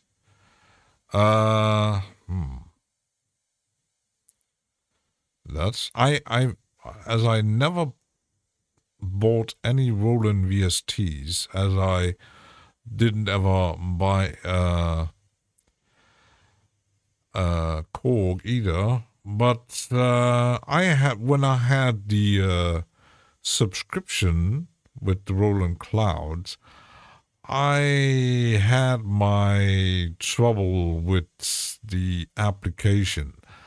It wasn't, and I wasn't the only one having problems with it. It's not the best out there, and they even had not just the plugin themselves, like the synthesizer and the drum machine, were really totally sounding like the original hardware. But they did include something that was part of the Roland Cloud that sounded, and the UI design was like made like someone in a kindergarten was drawing a UI. It was horrible. So yeah, and at some point I just canceled the subscription and never looked back, actually. Really, because I was playing around with some of the sounds. Except the drum machines, the synthesizer never really were kind of, and the same. Some like even the Korg plugins, they have some great stuff, but You rather avoid VST subscriptions thus with my hedging out. Yeah, if I must say the only subscription I kept at the moment is the Sonic Pass from UVI, and I just had a problems once with some payment that didn't get through, and they canceled the subscription. I had to contact support and stuff. It was kind of weird because there was a discrepancy with the email address and something like that, and it did get fixed quite quickly. And since then, I must say the second subscription-based thing is Reason Plus. That works pretty well. Otherwise, I never tested anything else except the Rolling Cloud for a short time. I actually demoed or tested the subscription from Plugin Alliance. I said, why would I need like 200 compressors and EQ emulations? I'm not interested. I just had the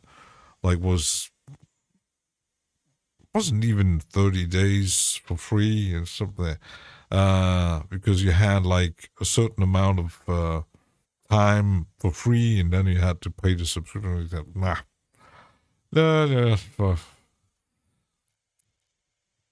Da Vinci Girl, you still watching TV with advertisement? Oh my goodness.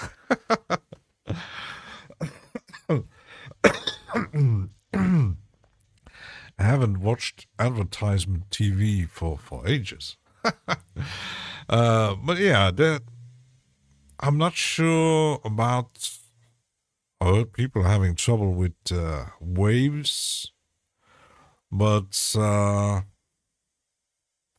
otherwise, I still have I did reactivate my kind of rent to own with minimal audio, but that's not a real subscription anyway. I had the kilohertz rent to own. Now that I actually own everything, I actually canceled it because I just at some point will add some of the sound banks they have. I fick voller Helden coming. Ooh. So yeah, I just kept the UVI Sonic Pass. I'm very happy with it, and must say UVI has a pretty good support. So even though they are now part of the same company that owns FL Studio, and the same goes for Melder Productions, can't say I ever had really. Did you hear about the Florian Schneider collection? I heard about that. Probably thousands of things, Kraftwerk, auction thing. Who's buying? Like selling flutes and I don't know, a synthesizer or whatever. Yeah. Let's take a short break. Maybe I have to drink something. Be right back.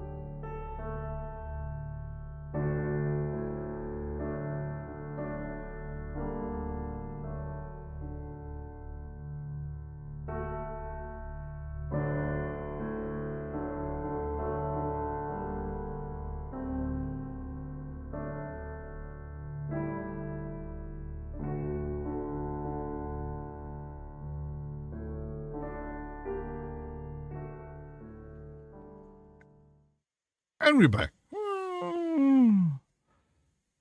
Jesus and Florian had lots of shoes.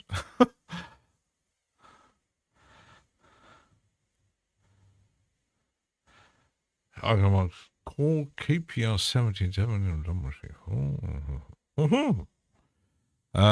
This Kraftwerk band was really good. From Himmelo. Hooktook.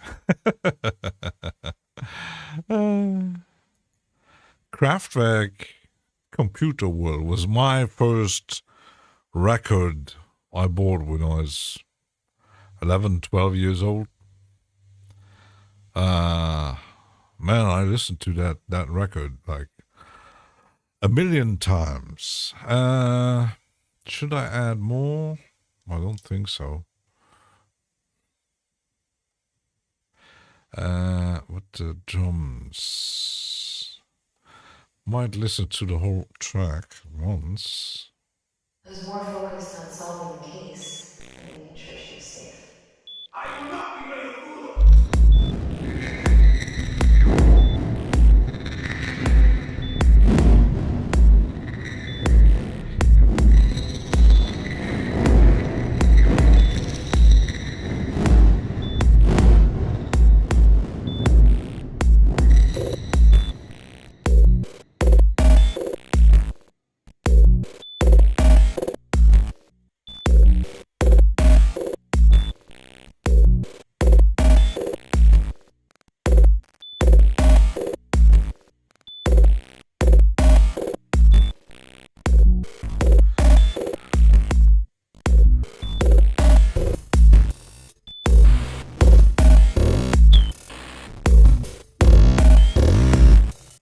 I like how it sounds. Like the beginning of Cindy, I must say with when you look at electronic music, the beginning was very, very experimental. When you look at first Music Concrete and the first records from Tangerine Dream and Kraftwerk, it's not melodic, very experimental, and then they became more melodic. Even Tangerine Dream, Atem and Zeit. I know that Mr. Wilson, who actually, he always said that the first Tangerine Dream record was the best electronic record ever made. But when you listen to it, it's very experimental. But yeah, Krautrock like Canon Amandoul, yeah. And even those, they experimented more than actually creating. Kraftwerk, at some point, they became like pop music. Which, the only thing that I never really understood, that at some point after Electric Cafe, they just stopped doing anything. They just, appearing, doing live concerts, and it's like the innovators lost their innovation, which is kind of sad. But when you look at it, a lot of musicians that were, wouldn't even say experimental, but they tried a lot of stuff.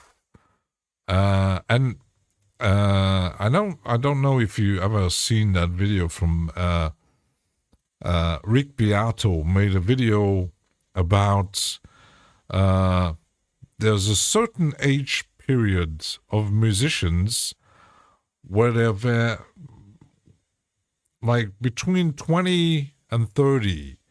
He said that's the peak of creation. And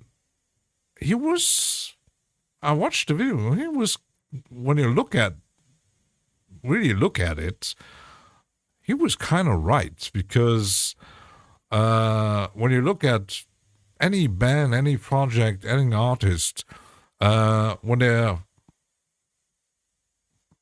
between 20 and 30, they made brilliant records, and then suddenly you became like some repeated themselves, and even like when you look at really wonderful, talented musician like Mike Oldfield, there was a point he was just re-recording his Tubular Bells like he was out of ideas. I don't know. And yeah, it's kind of weird that you got a very few artists that still try to be innovative, and even an artist that I really admire, like Prince. I really love the stuff he made in the 80s, and at some point, I even had all his records. They weren't as good as the stuff he was making in his beginning. It was like he's losing the touch, even though he was still talented. It wasn't really, when you listen to it, nah. I never thought I would be into guitars before 30. Yeah, but that's, learning an instrument is different, because most musicians start out, they learn when they're teenagers, and then they start a band or doing records, and has been done for decades. And you don't really have the one that still is kind of trying new things is like Steven Wilson. Even some of the prog rock bands or prog metal, some say Dream Theater repeating themselves, and which is kind of, when you listen to the few last records they made, yeah, it still sounds like Dream Theater, but it's not really something so innovative. And even the big names, some were going into the more poppy things, like even Yes made it more pop, even Genesis.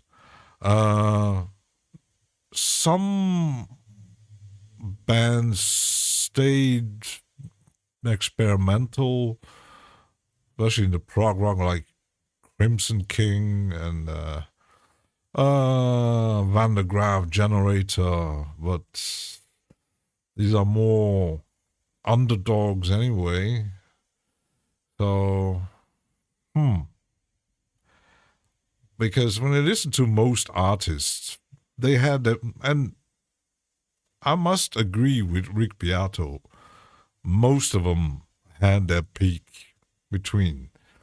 And we really can look at most artists. After they're getting a certain age, they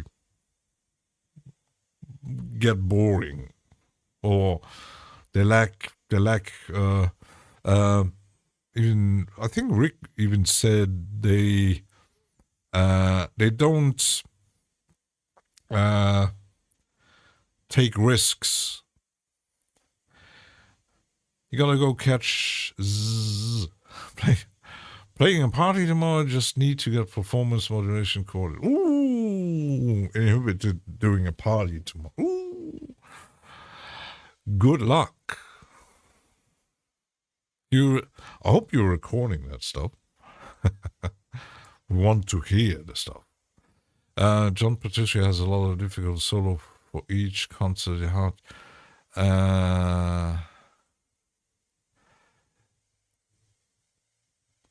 Yeah, I would say John Petrucci is as a guitarist, but when you look at, for example, the keyboardist, uh, at least in their records, he's playing most the same things.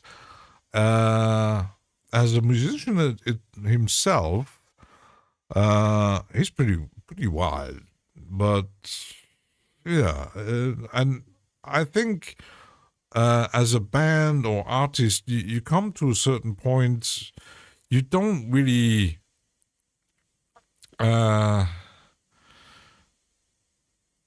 because some tried it.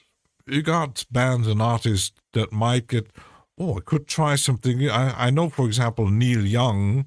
At some point, he made a record in the early '80s, who was actually a pretty big flop. He was trying to make something totally new. Yeah, and it backfired because his fans go, what are you doing? We don't like it. Go back to the and I remember a point where Bruce Springsteen was doing releasing records that he didn't make with his backup band. He wasn't really, and suddenly he took back the band and he got back into the success, kind of because people wanted to have the typical Springsteen sound. It's and Neil Young and Crazy Horse, and people just love that stuff. They don't want to too much experimenting. As a musician, you kind of get why they're doing it, but the fans don't get it. They might go, "Oh, did you hear the new record? What is that? What are you trying to do? We want the old stuff." That should be hard to travel the world with a band with all the jet lags. Yeah, that's a lifestyle you have to be made for. But even that, you come at a certain age, touring. You see a lot of musicians saying,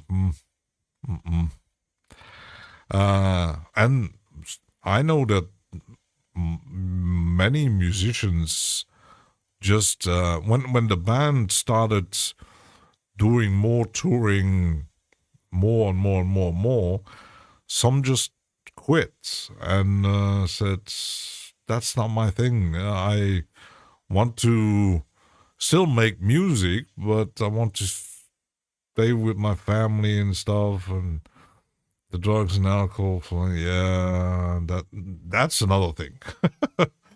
But yeah, it's a lifestyle. You have to really be into it, and some get killed by it, some survive it, and when you look at the old dudes like Rolling Stones, they've been doing the same shit for like 50 years. They're still doing it until they drop dead on stage.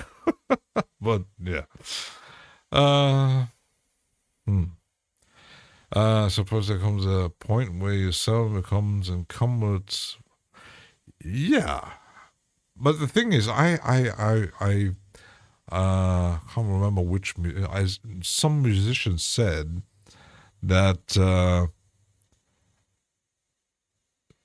it's understandable if you like a musician or a band and you're touring, you have a long career, and you get to a certain point, you know what the fans want. They want that songs they love. You maybe just want to play the new record or something else. The fans want the old stuff because they grew up with that and these kind of things. you got some musicians that get frustrated playing the old shit over and over and over and over again. Because I know, for example, I don't know which one.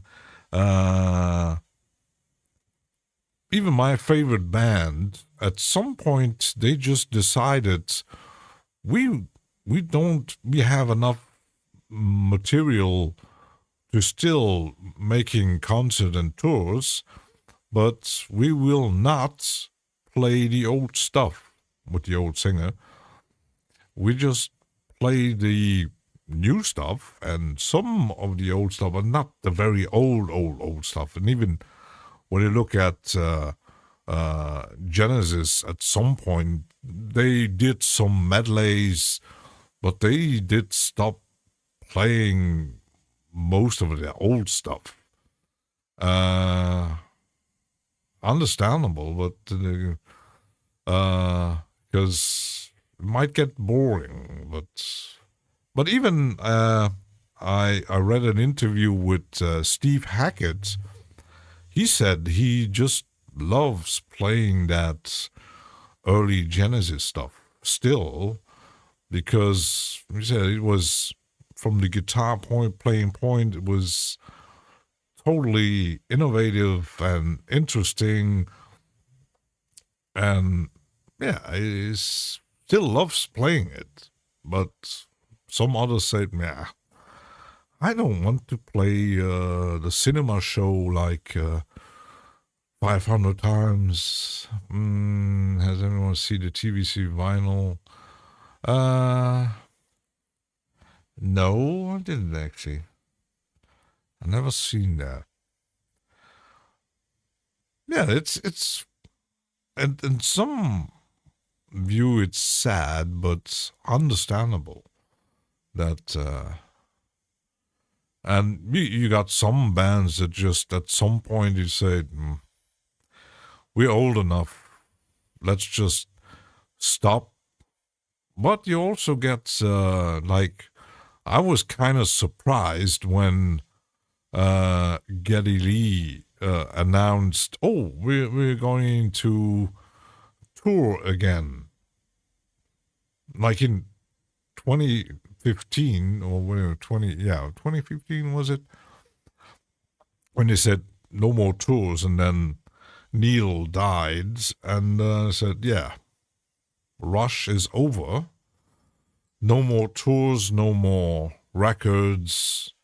And suddenly, oh, yeah, we need to go back on stage. Let's do it again. Oh shit, we don't have a drummer. Let's get one.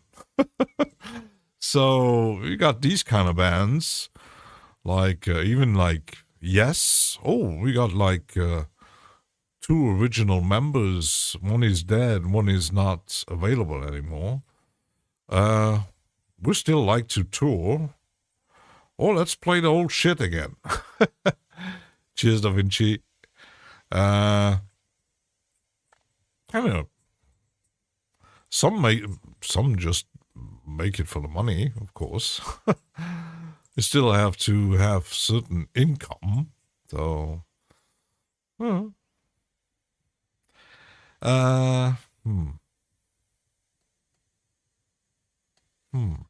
Let's I was more focused on solving the case listen. and making sure she was safe. I will not be made a fool of.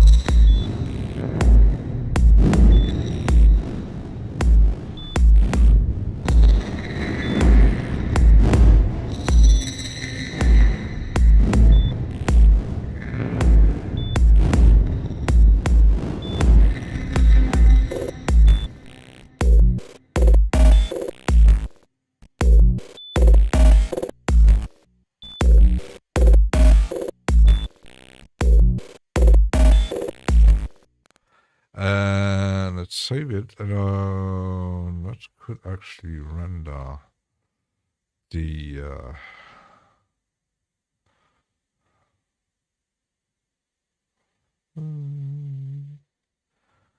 could leave it at mono.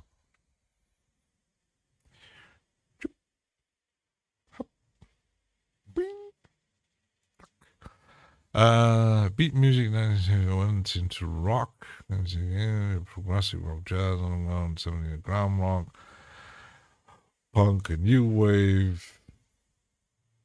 Yeah, and I must say there hasn't been really something new, innovative since the mid 2000s. I mean, the last big thing was grunge, and when you look at it, what came after is got a few interesting artists and bands that kind of, but it's also a generation thing. We had yesterday was Volbeat playing at my town here. I seen the trucks. Kind of funny when you're at work and seeing the trucks loading and unloading and getting the gear out, and you say, "Oh, who's playing tonight?" And the day before on Wednesday we had. I've seen the trucks even the day before that. I said, "Oh, there's a truck with Youngblood name on it. Is he? Huh?" Because and then I checked the agenda of the concert venue. Said, Youngblood. I knew the name. The first time I heard about the guy was when he joined the concert, the last Black Sabbath concert with Ozzy. I said, "Who is this guy?" Actually, who is this? He's Youngblood. And I must say, I don't know. Yeah, it's a girly new generation thing. It's not really something, not really interesting or innovative. It's pop rock kind of thing. The fans look like they've been in the last punk revival, which kind of funny. They look more wild than the music, which kind of, yeah, it's, nah. But it was sold out, and Volbeat was sold out too, I think. The funny thing is, there you see the generation thing. When Youngblood was performing, I've seen his fans. They were sitting in front of the venue from 7 a.m. waiting to get in. And some even waited on the other side where the trucks and the buses come. And it's just in front of my workplace. And they were clearly waiting to get an autograph, something like that. But I think they were waiting in vain because the bus arrived around 10 a.m., I think. And it just drove through, parked, and yeah, I didn't see any Youngblood, and Youngblood also has a signature guitar from Epiphone. Yeah, and it looks like he's pretty successful what he does. So,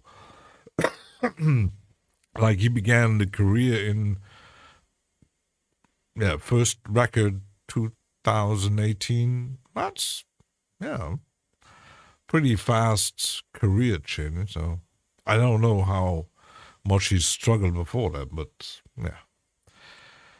Let's see how long it goes.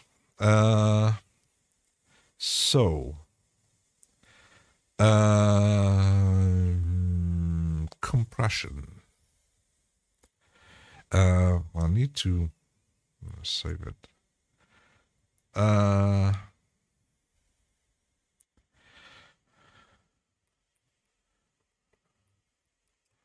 For kick. compressor for kick drum, the best one. Kick drum, because the goal is in a compressor to control its dynamics, making it more consistent and punchy in mix. Fat compressors, like another, are great for aggressive, punchy sound, while VC8 compressors can provide a solid and even tone. Let's try fat. I have a fat compressors. The fat is this one or this one. Let's try this one. They said, and ratio 4:1. That is ratio 4:1, I think. I was more focused on solving Let's see. Here.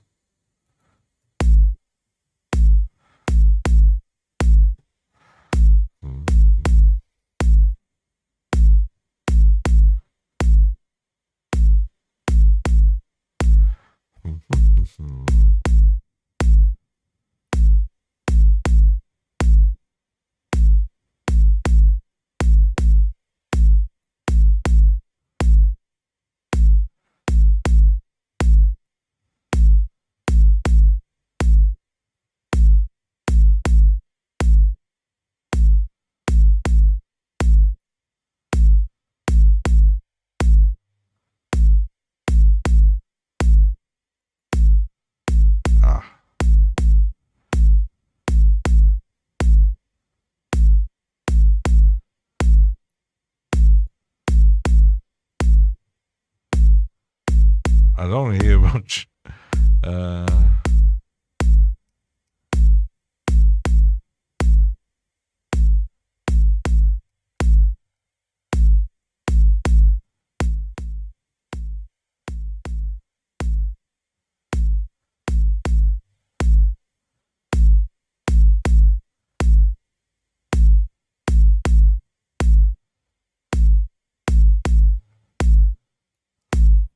How about the presets? Bass, crunching, drum squasher, kick in.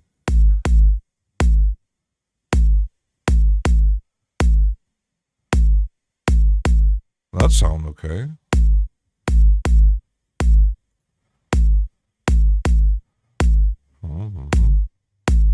Yeah, kind of okay. Mario said, he's a pop singer, he's a punk pop.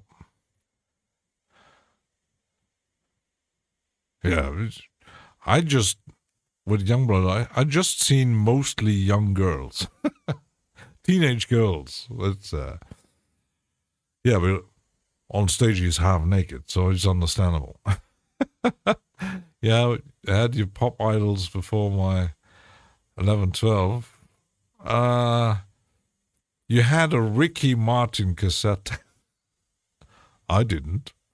I must say, when I look back on the stuff I listened to and concerts I've been to, I was never into the pop thing.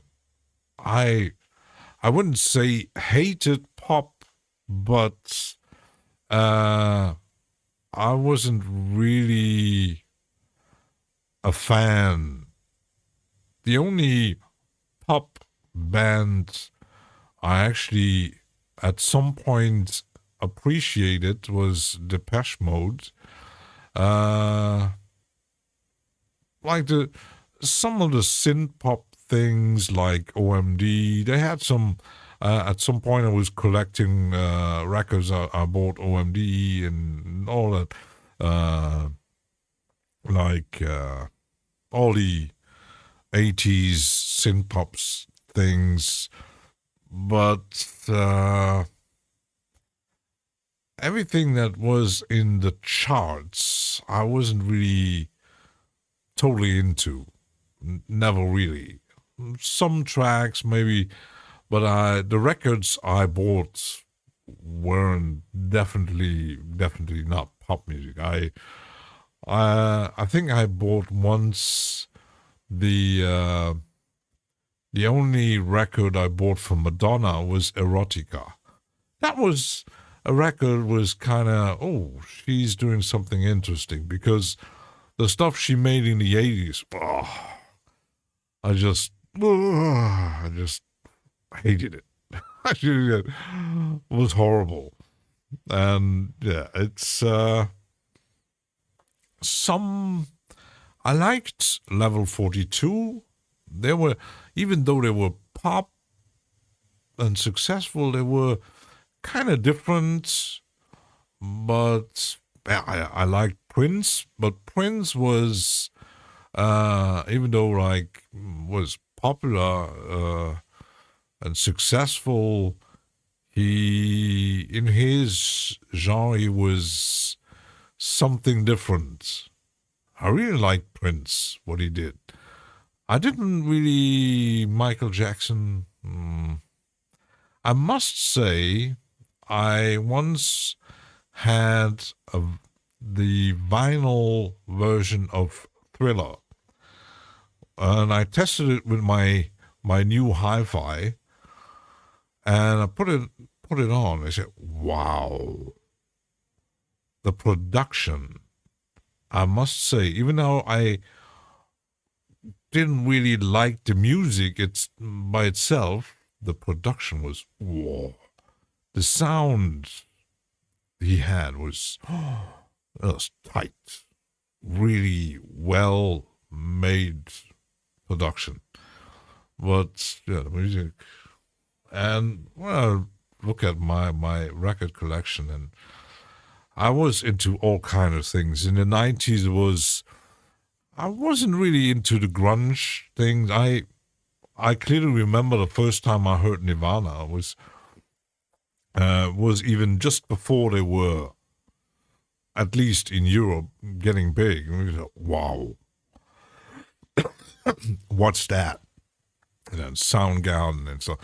But in the 90s, I was totally into the electronic EBM, wave, electro wave, gothic, kind of dark thing, and then industrial, harsh noise kind of stuff. And I was at a lot of indie festivals back in the 90s that today are almost like pop festivals with a lot of black dressed people in it. It's not like in the 90s. So because I really don't like bands even in that genres like Blutengel or Samsas Traum, and even these German gothic things that happened after 2000. I was the 90s. The 2000s kind of really lost my plenty of stuff, plenty of labels were gone. Nothing really new came out, and then hip hop became boring, commercial, poppy, kind of weird, and then they started using the auto tune. It was totally horrible. Yeah, and these days when I don't really buy any new stuff. I buy the bands I still appreciate, mostly prog rock, prog metal, electronic stuff, the more experimental things. Can't say that I buy a lot of things. Buying mostly then things on Bandcamp, like I did buy Andy's synchrotron records, the whole shebang. Like, you can't hear the singer's voice. Yeah, just sound like, yeah. The worst are French. When you listen to French hip hop, back in the 90s, when French hip hop really became big with projects like I Am and Sens Unique, like Supreme NTM, like MC Solar, stuff like that. They were really good. French hip hop in the 90s, really good. And then they discovered autotune. And sometimes I hear a track from French hip hop, oh my goodness, what the heck is that? And it doesn't even sound hip hop anymore. It has the voice is just autotune. It sounds like someone playing over a vocoder, and the beats are more very influenced by Afro beats. It has nothing to do with the stuff that made back in the 90s, and it just sounds horrible, absolutely horrible. And the German hip hop, some things I do like, but it's not. I wouldn't say they sound like hip hop, but it isn't. It's more like an art project. They even played last year at my place here. I can't remember the name. They made some really crazy tracks, and the videos are totally nuts. That's kind of really cool things. This world needs a hero. These days, I enjoy throwing 70s soul records on my record player and just close my eye and drift off. Yeah, I mean, I wasn't into the 70s soul. There was plenty of good stuff. I was more into the funk, like James Brown and Parliament and Funkadelic and all these kind of that. That was my thing. And pros love the 80s electro. Yeah, but that's, I think we all get old at a certain point, and we still appreciate the old records. But and then you hear something when I'm watching when Rick Beato makes the mostly funny top 10 Spotify thing, and you listen to those tracks and you go, are they really listening to that? It's horrible. Even the rock became like pretty boring. Metal kind of repeats itself. It's either too extreme or there's still some good things going on. Like, I really do like Gojira, something like that, or Opeth, but when you listen to those top 10, you really ask yourself, am I really that old? It's you just don't get it. It's kind of and then you feel like your parents or your grandparents when they say, "Oh, you're just shouting. What kind of music is that? Oh, that's horrible." Sorry.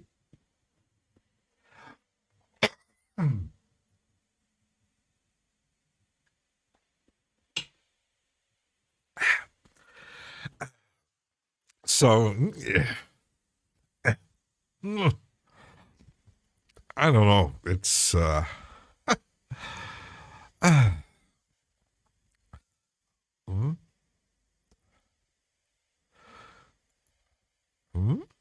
does that change the sound?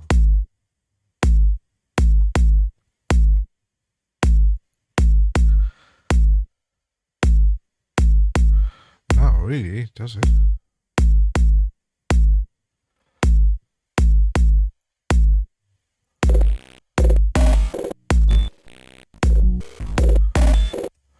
I can't sponsor it. I never use compression. Me neither. Yeah.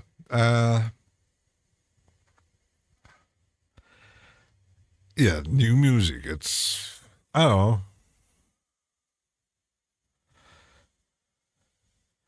Compressor types. What is a compressor? Varimu. Uh-huh. Threshold on this is a compressor only activates on the loudest parts of the kick drum to 6 dB gain reduction. I might need to make it bigger. I don't know. Let's make it bigger. I'm half blind. Yeah,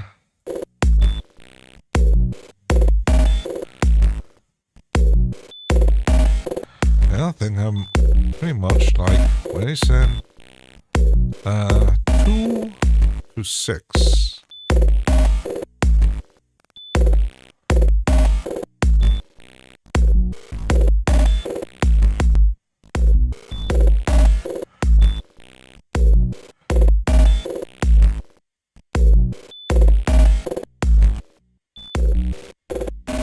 Oh, they have to be okay.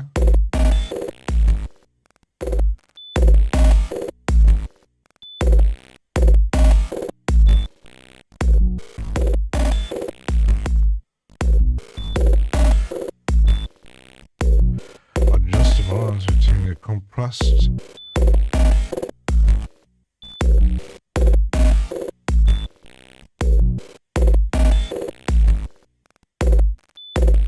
let's make it wet.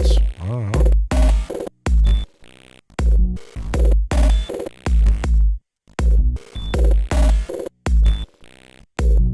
And he said here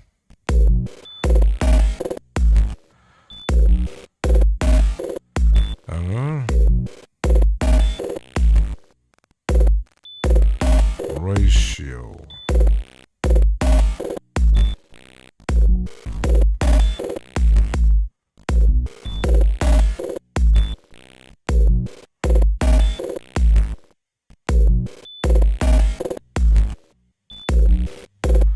I'm really not good at compression.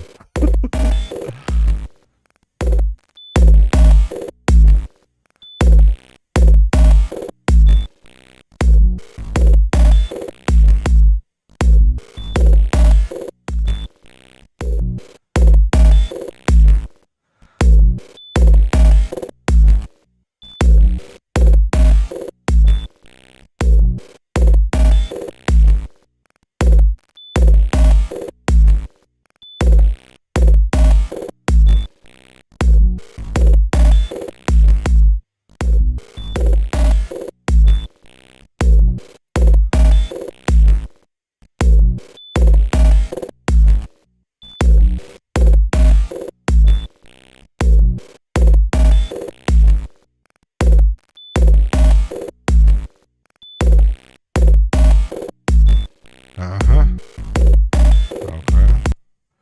Kind of works out.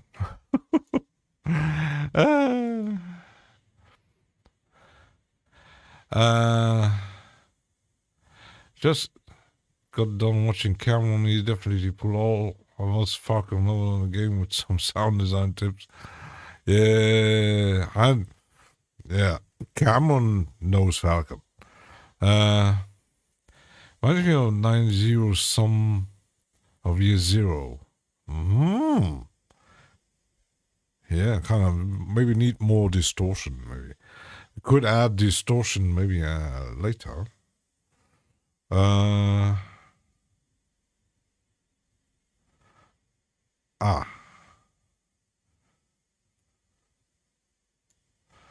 So this is slow.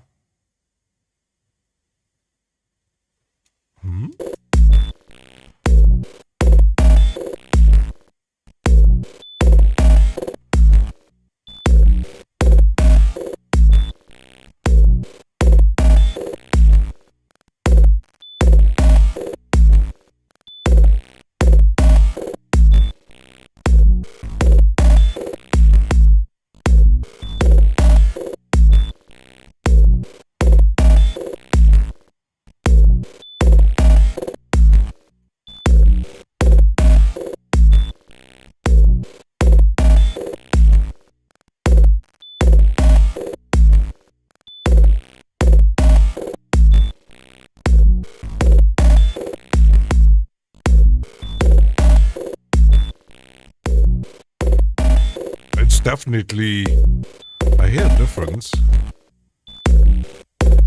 It's tight. Ooh. Tight. I like to sing sometimes, especially from Billie Eilish. Billie Eilish, when she sings, she needs a lot of gain. I don't know. That's another artist I don't really get.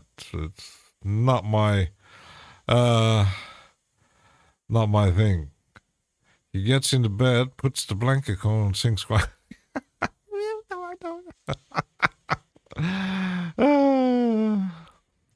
Hell, dulcet phantoms. What is the compression on that kick? It's I just have the compression on the kick. So, and the kick comes from Odija. It actually sounds really.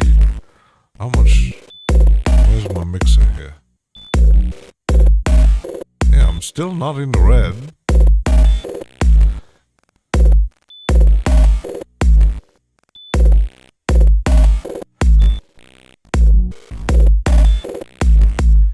You could add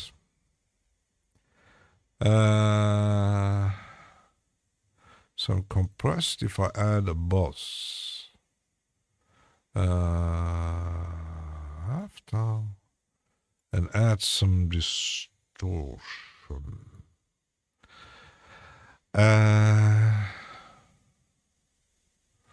What could be good? Not too much, not too crazy. Oh,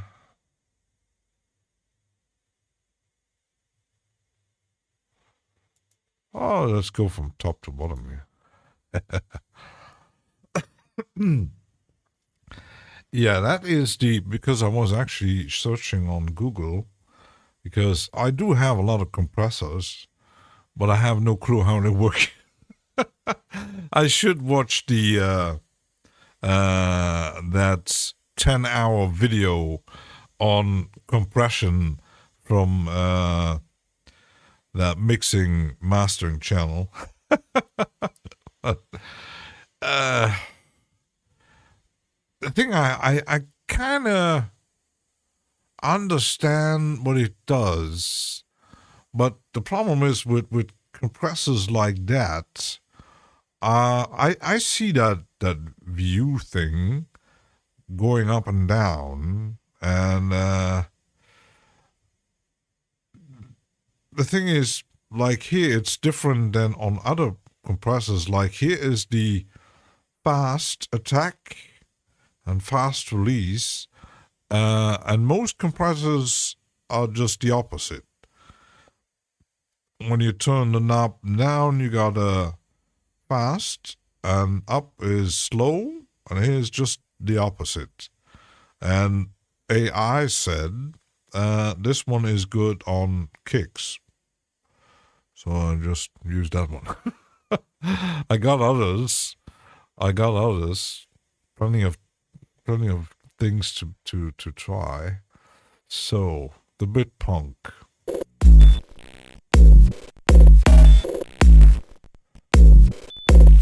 Now it's even more fat. What preset? Crush, destroy.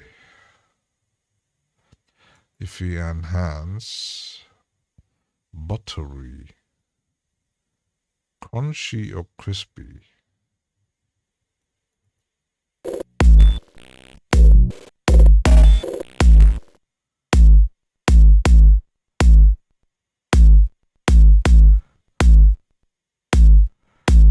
Don't really hear.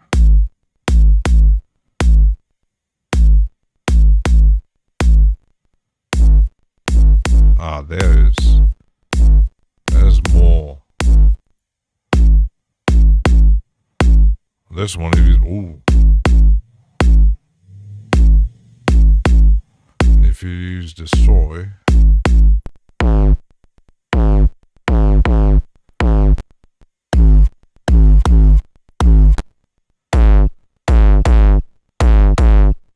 That's almost like a gabba kick.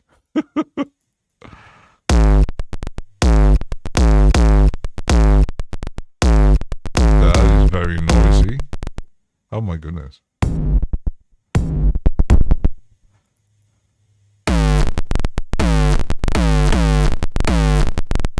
That's good for me, huh? Oh my goodness.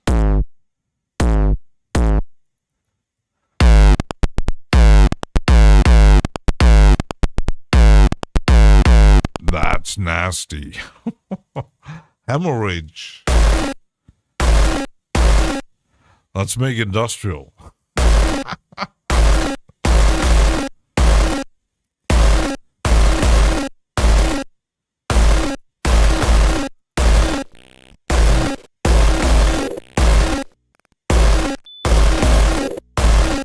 Damn.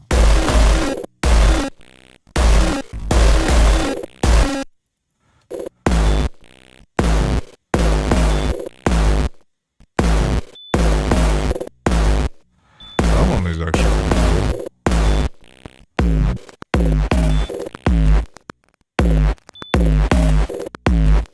has some artifacts.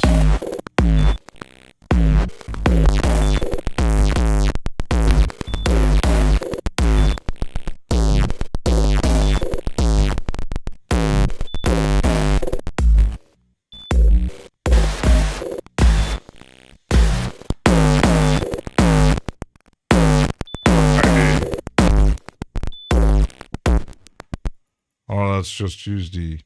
Which one was the crunchy?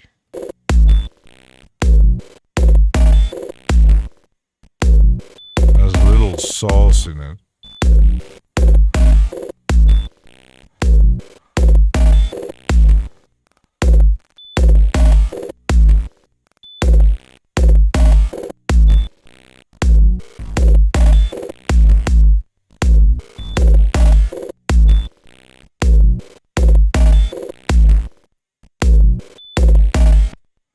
Uh-huh.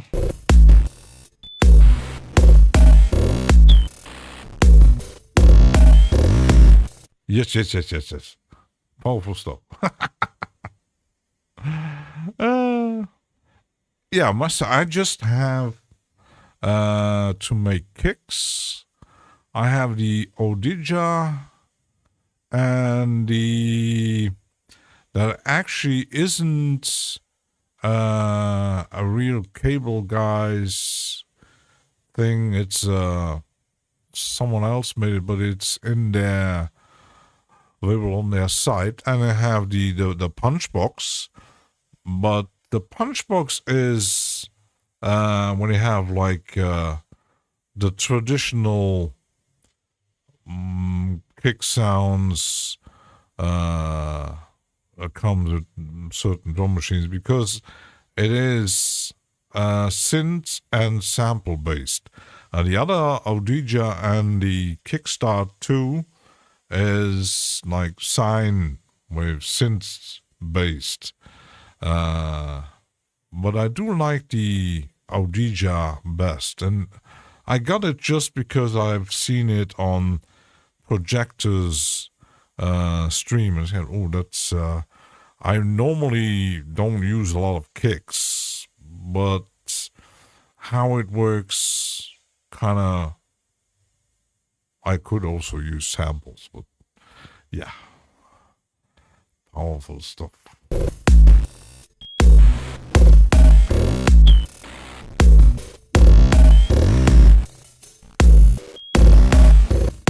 So now I got something done with the kick. I couldn't just get rid of the I could render this one out. Freeze to no? Like this. And let's take a short break, and I'll be right back.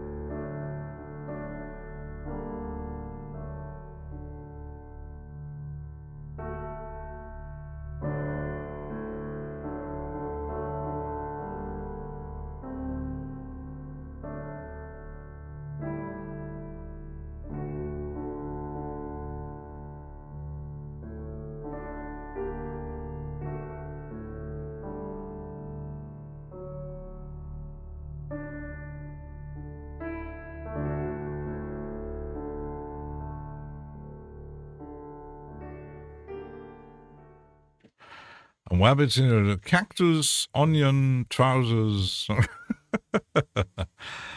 Yeah, with compression, I was thinking about it. I seen a video some time ago where someone explaining actually when and when not to use it. And I do get, because he was explaining when you use samples or plugins, some drum machines or drum plugins have compressors built in, because some are synth based or sample based. You just need a little bit. Where I do get it when you record drums, that's a totally different thing. I seen when Mike was doing his mixing streams, because he was recording the drums live with microphones and stuff, and then you have the because even with multi-channel recordings and different mics, some mics pick up the bit of the snare bleed and the overheads and the cymbals and stuff like that. There, I do get why people use compression a lot and different tools to get a better recorded sound out of a drum. Here, you just have a plug-in with a sine wave doing a kick. You wouldn't need a huge load of compression after all. So, but when I look at my compressors, I can't say what these are the JS, but I have hardware looking like the Arturia. This one is like, the Kramit is more like an OTT. I didn't actually download the free OTT actually again. Well, then you got the multi-band, the Hornets, apparently this one, the kilohertz is good for sidechaining too. And the Melder compressor is pretty basic.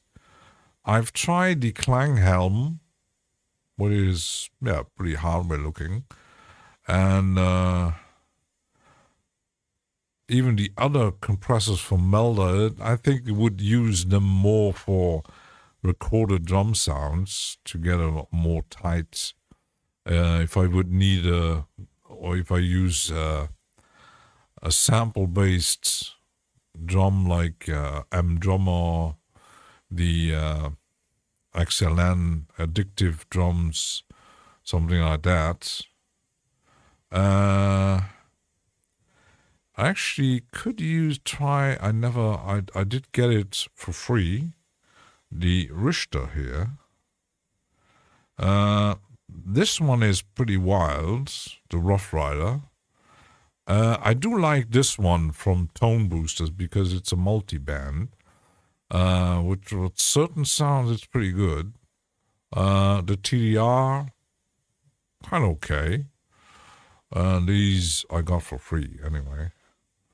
And I did put the Zip here from Unfiltered Audio. It's kind of compressible. It's more sound design too, kind of thing. So let's try the Richter on the percussion here. It's pretty basic. So I could put in here, solo.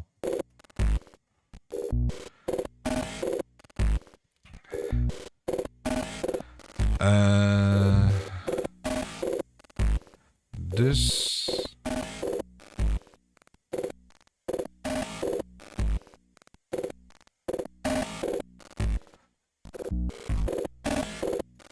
So what do you got? Drum Boss Energizer, Boost Bomb, Room Enhancer, Sustainer Rhythmic Strings, O-Vocal,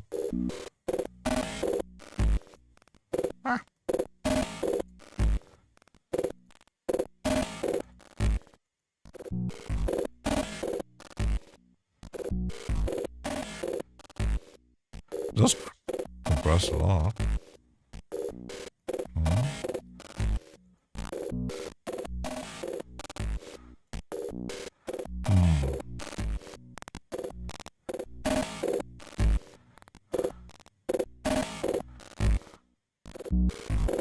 It's not really energizing anything.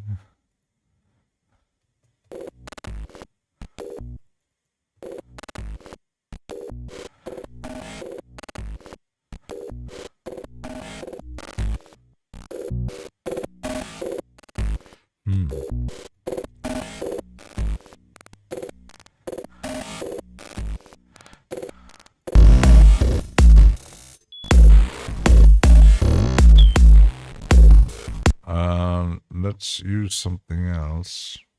Trying a bit around here. And that was the Richter. Let's try the zip here.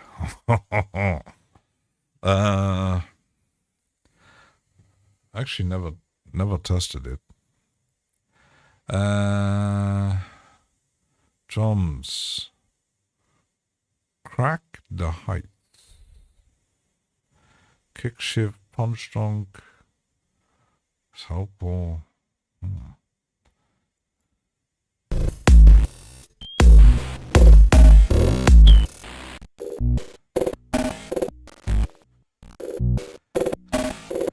That's already something totally different.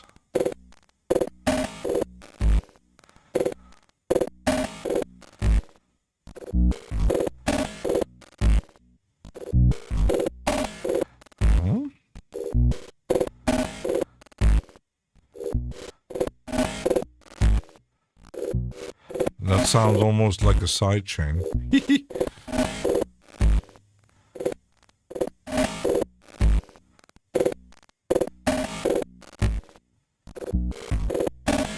Kind of weird.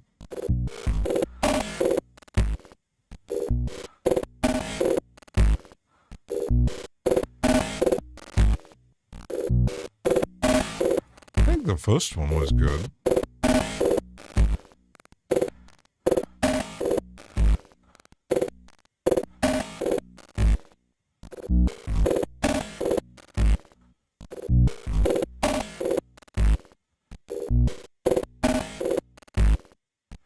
Automatic gain compensation.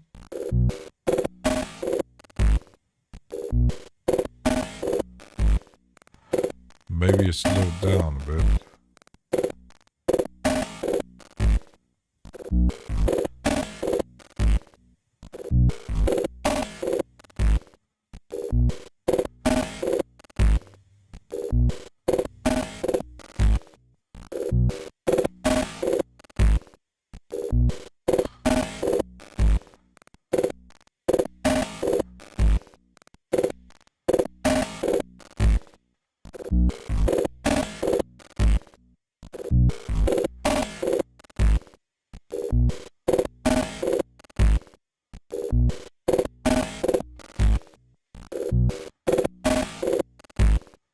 That's sidechain.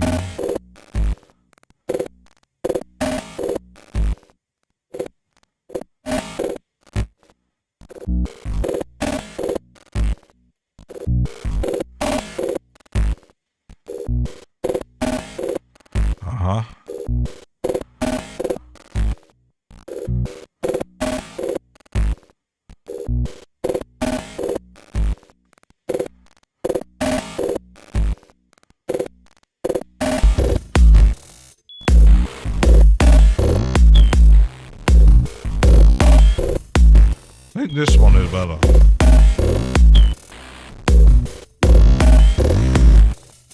Yeah. Sounds better. Woohoo. Woohoo.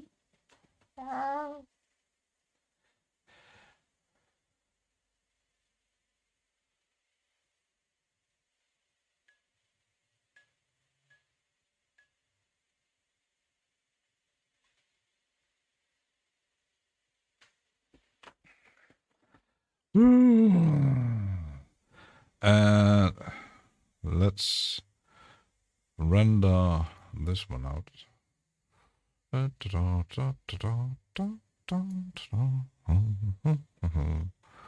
there's clipping. Let's use the same thing.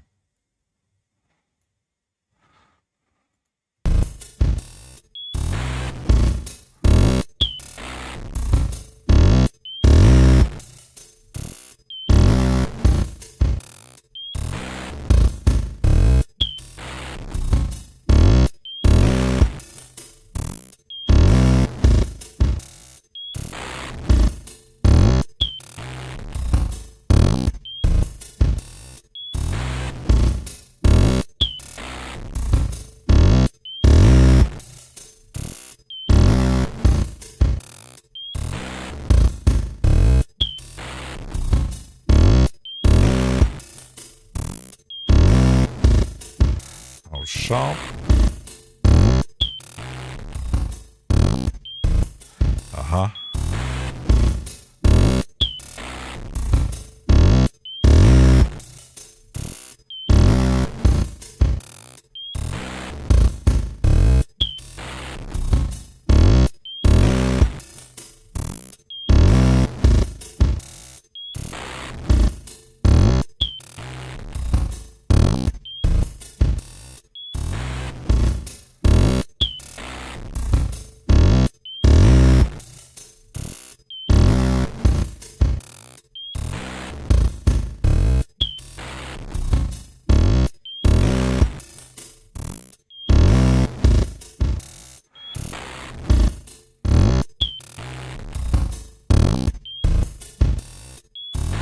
There's even modulation in the.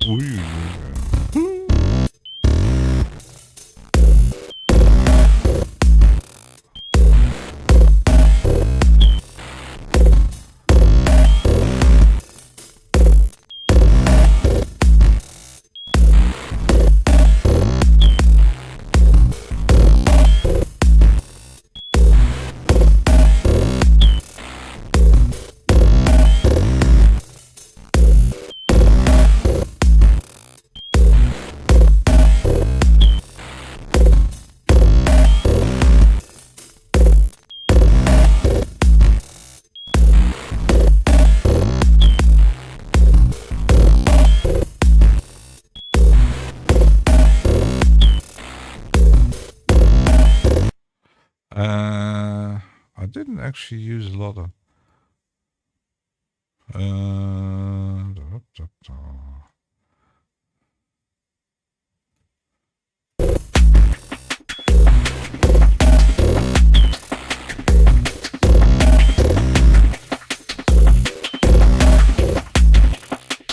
Yes. Wee. Yep, got it. Yep.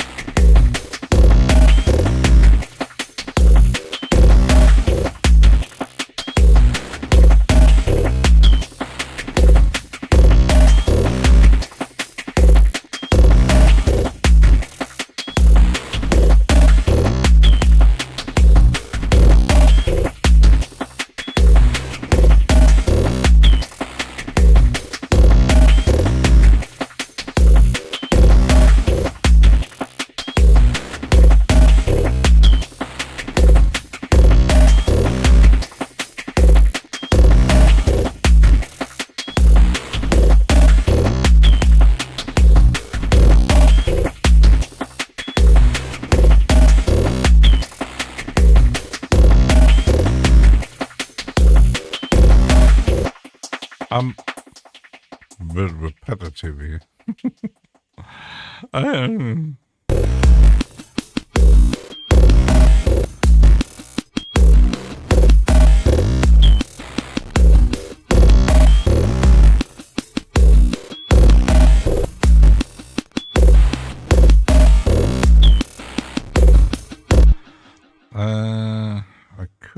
actually use this one a bit here. Huh?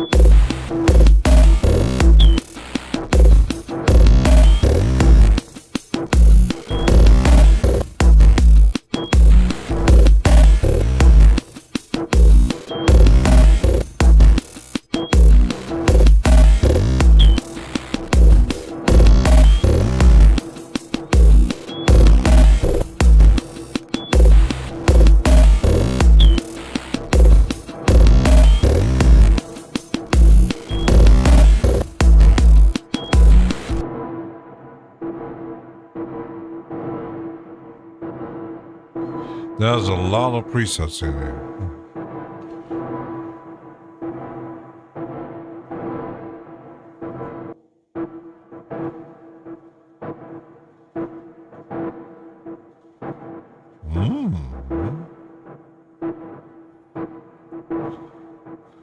I actually never used this one.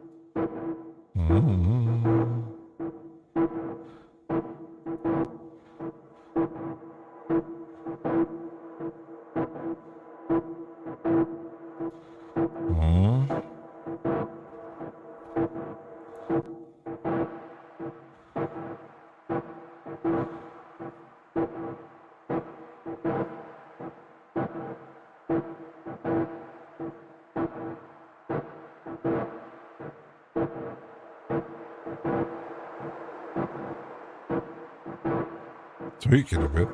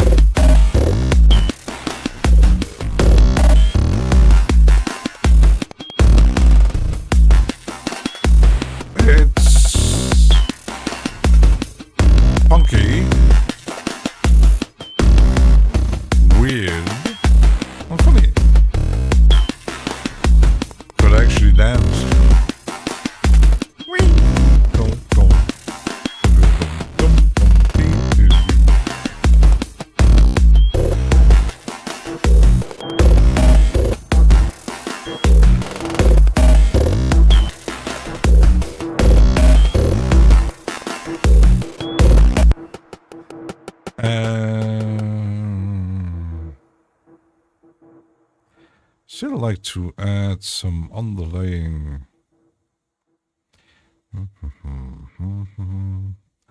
droney thing. Droney. What could be good as a droney?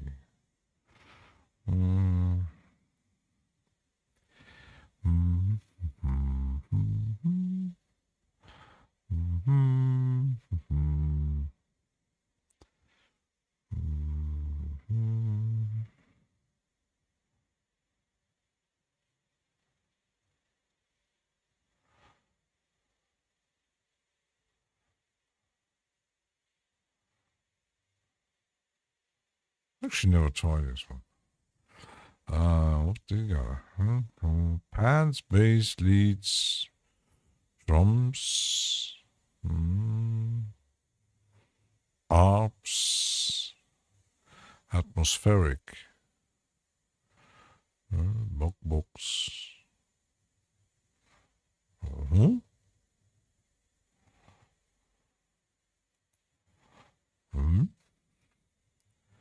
Oh.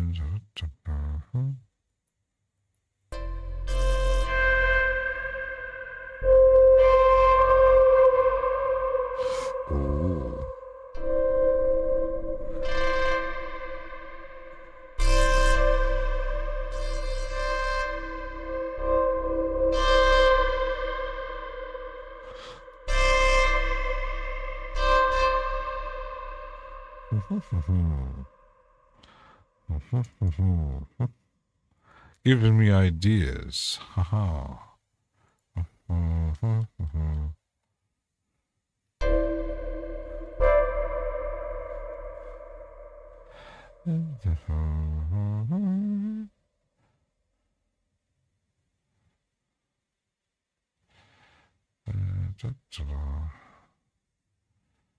They're always really annoying.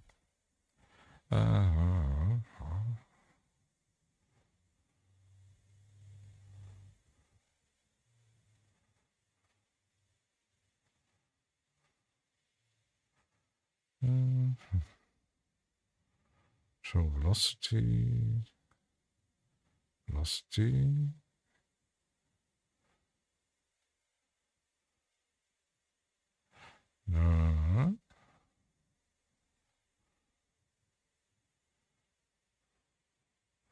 Oh, because he always loads. Oops. The naming on my. What I don't really like, and I don't know why it's doing that.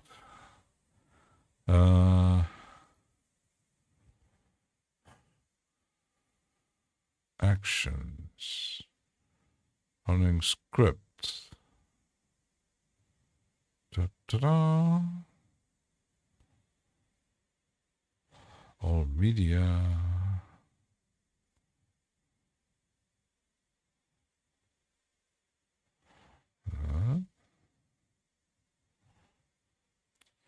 Because he always adds naming on my notes, and I don't know why he does that.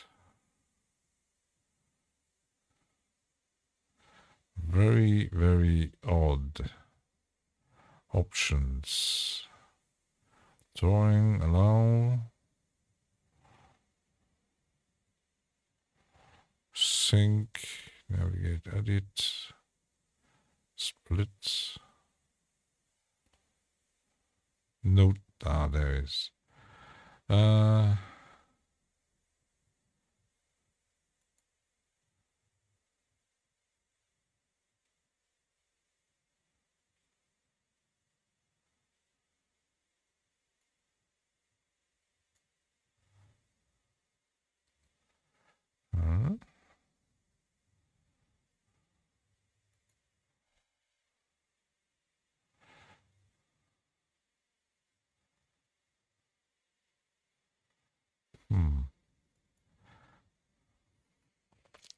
Mike and Venus. Oh, that's a new name.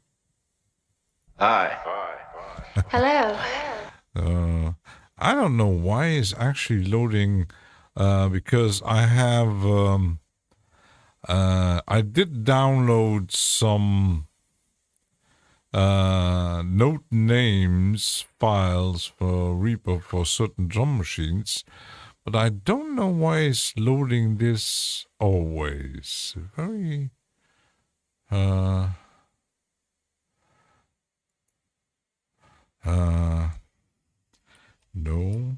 name. So this.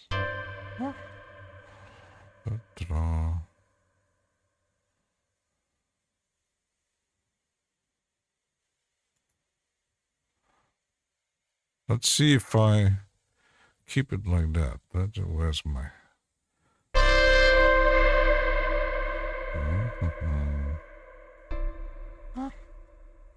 With long note.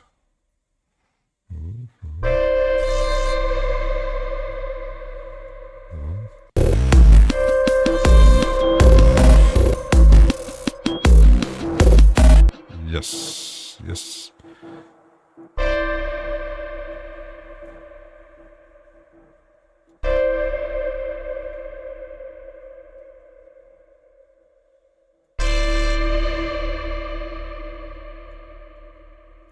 Like this.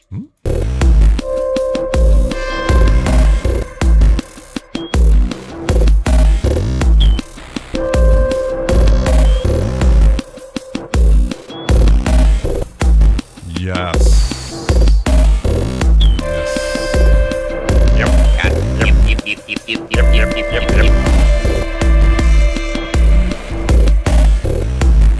My convenience like that.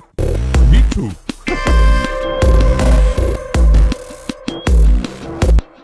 I'm gonna leave that 1, 2, 3.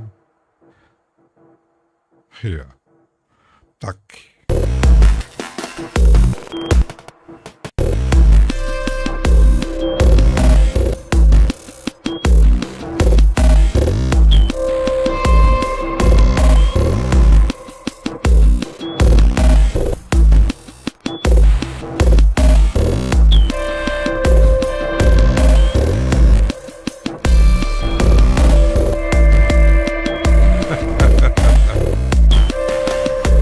I love that sample.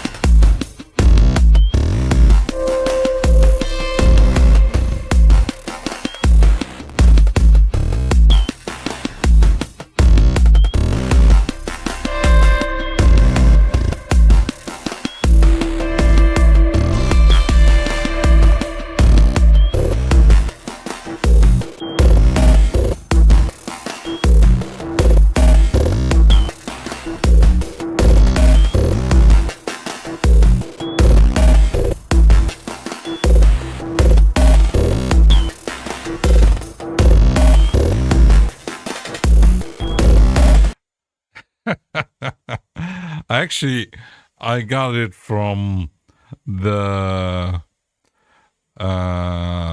video where they encountered the phone, and then said, "Cat, book, book, book, book, book." Meow. And the thing that didn't respond. Nope, nope, nope, nope, nope, nope. At some point, he said, "Cow." Moo. Oh my goodness. Good memories. The aliens. And just to come up with an idea like that. When I was a kid, when watching these Muppets.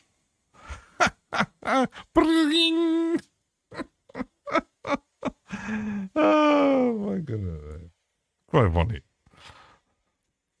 Good old Muppet days. You could actually add a bit of a reverb in there.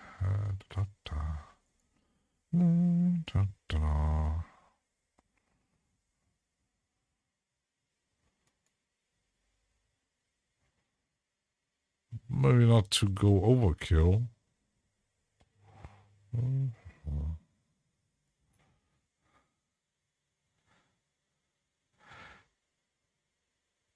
Yeah, I recently watched a movie about the first live SNL show, And at some point, suddenly it was they had on the first show there was Jim Henson, and they come certain scenes they come to, what is these called?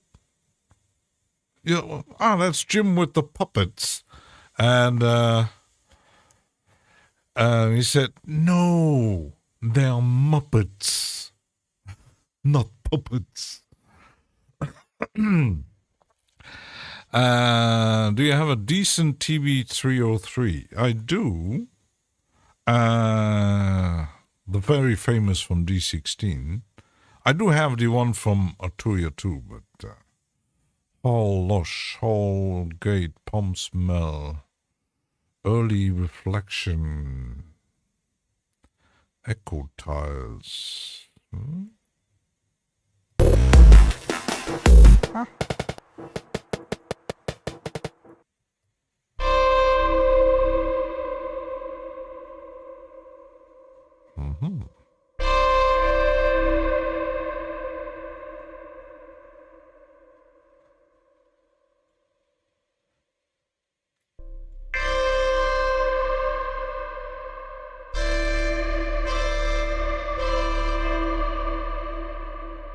That's more like it.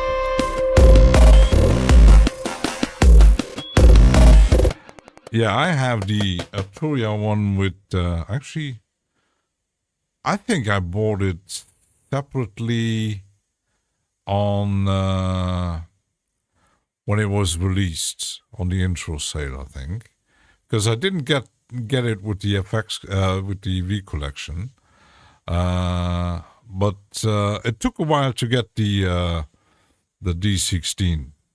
Took a while to get it, but because I was collecting everything from D16. So how does it sound? Not muted.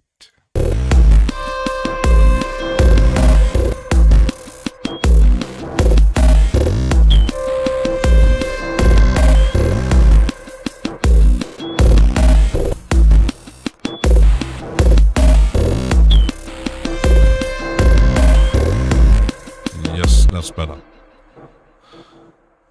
Rebirth. I think I remember Rebirth I had because I had a friend of mine was like, oh my goodness, that's almost 30 years ago, early 90s. He was starting to produce techno and stuff.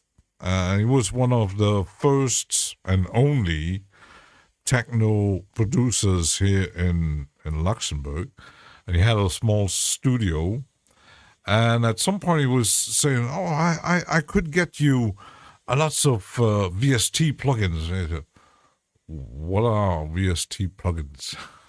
Oh, I just bring you a CD. I got a CD, and he brought me a CD that he made, and it had everything on it. It had Cubase, I think it was 3.1, I think it was, and a huge load of course, cracked VST plugins. And I think there was the Rebirth on it. And I installed almost everything, and I had no MIDI controller, I have no synthesizer or nothing. I had no clue how those things work, and I actually couldn't make it work. I installed it and go, okay, how does that actually work? I was totally lost, and there were no info, no YouTube, no nothing. You could, if you get lucky, find a few magazines about that, but oh my goodness, I installed it and said, yeah, I go back into the gaming. And I just, music making, nah, that's not my thing.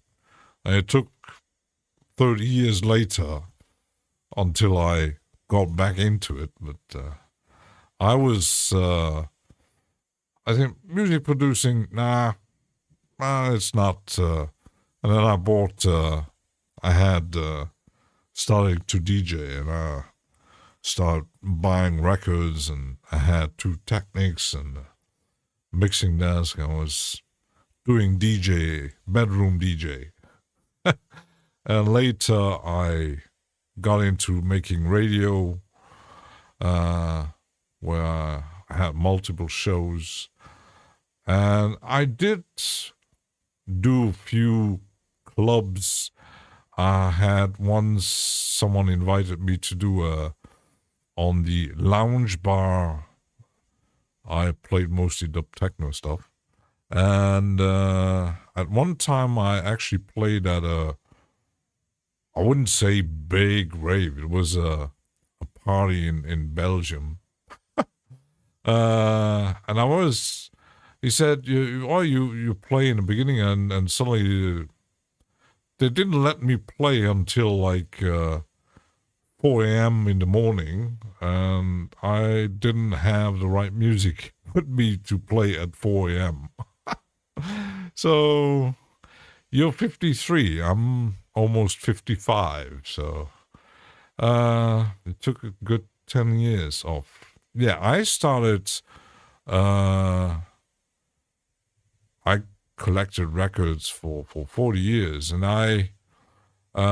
when I moved into my new apartment here, and I had finally a job with a stable pay, finally after years struggling, and said, maybe now it's the time to, because I was thinking either I could get some controllers and do mixing, DJ. I said, maybe that's not a good idea with my ears and stuff. Said, making music. That would be. I slowly got into it, making, testing around, and so I said, streaming. That's maybe my thing. So, you did a few things, small things like house parties, weddings. Teenager, yeah, good old times.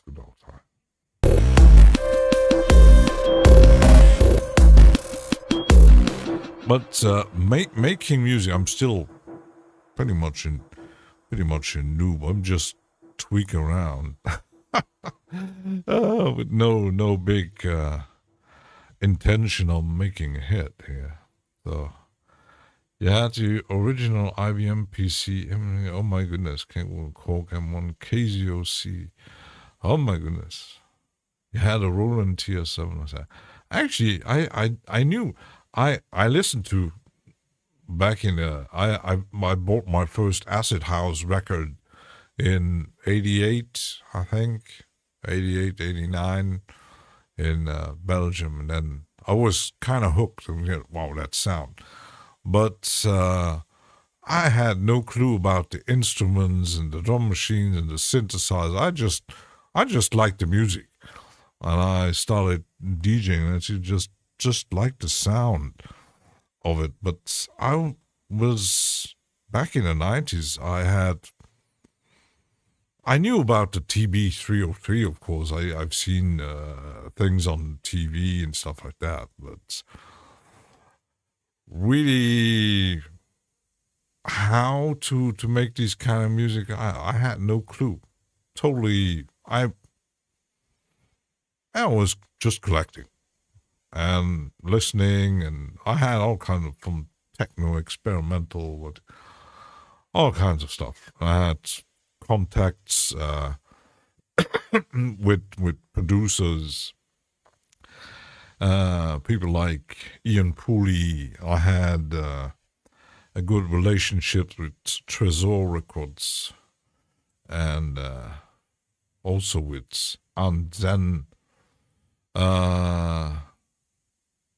I still have my contacts in the. Took you forever. You can't imagine that.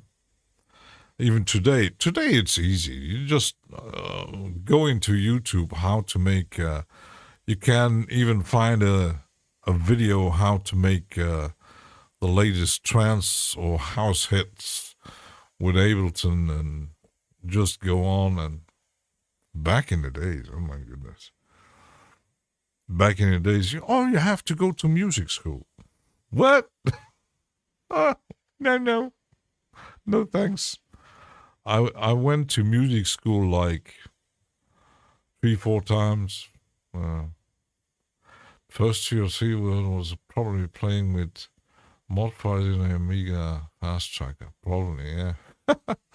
Yeah, the first 303 sound. I was. Yeah, I really bought a lot of.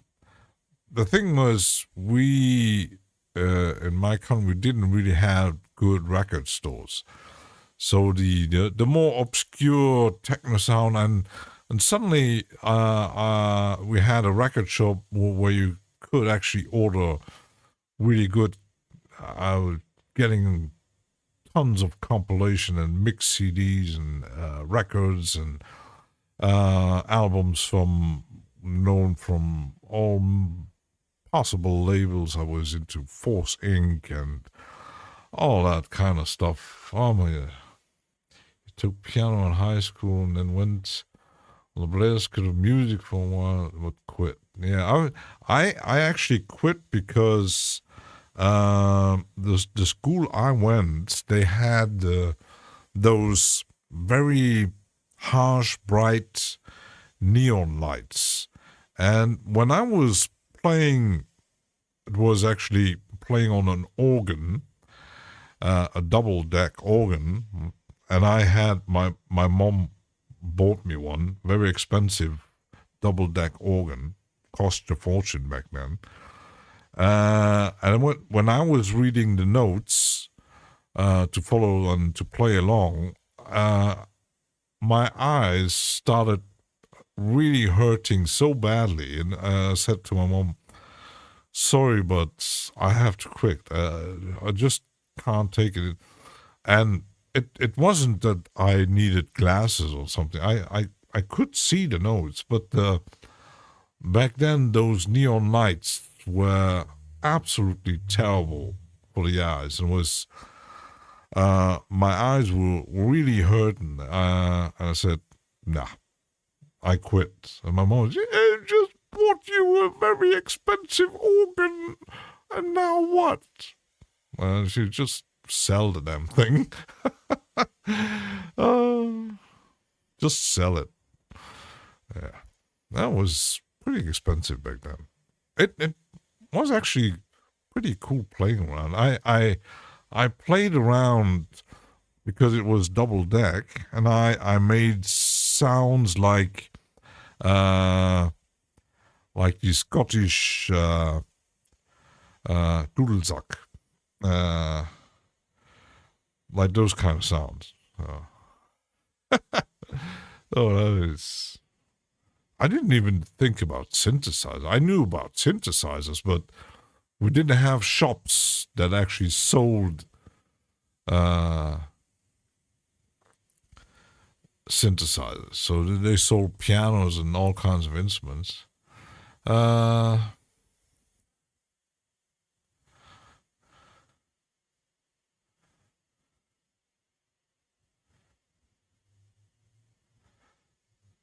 Could join. I got a Discord. Well, I'm feeling quite alone.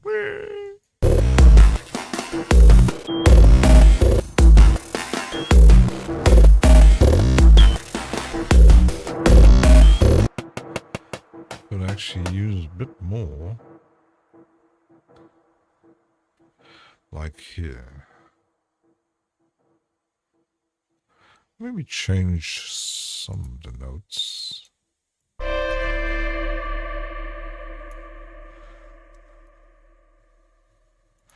Mm-hmm.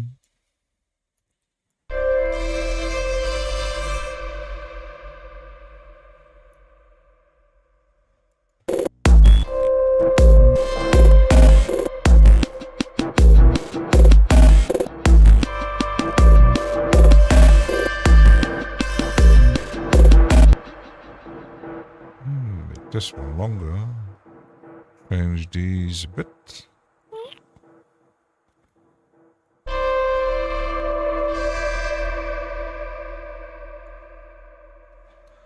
This one too.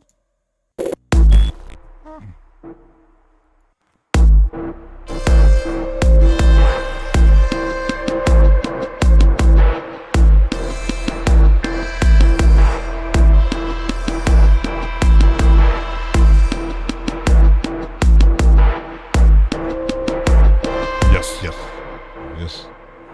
Restroom break. Yeah, in a few minutes we will.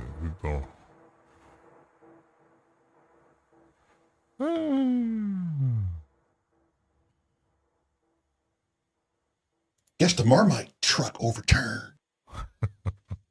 I think this is kind of keeper. So let's freeze that. Could actually already freeze the snares here.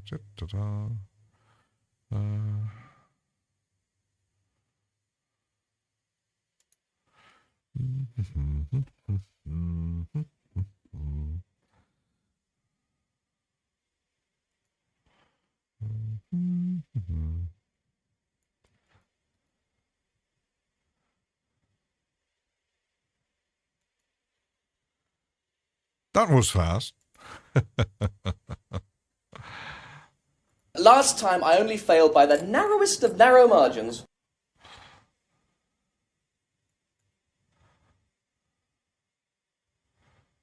And freeze. And freeze.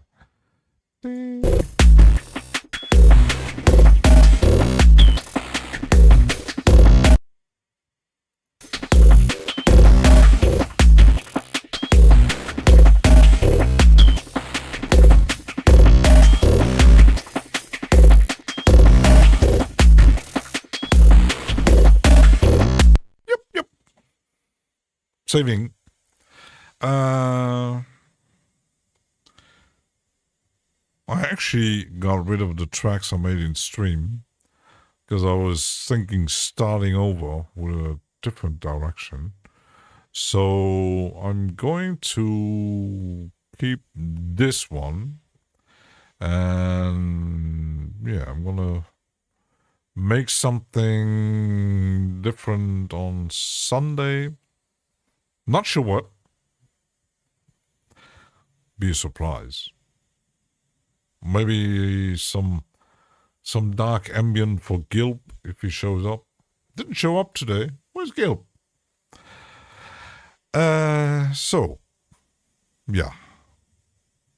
Closing this one down. Stream is pretty much done. We streamed what? 4 hours. Oh my goodness. Still not my record. Back on Sunday, digging into share some music. You could join my Discord. The link is in my channel description. Actually, it's a stable link, so can put your music there.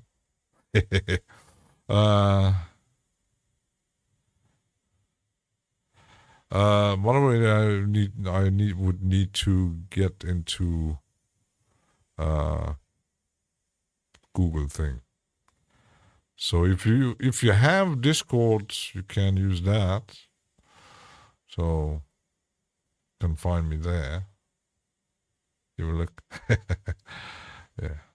It's still pretty empty, but we need more people joining my Discord when I be famous one day.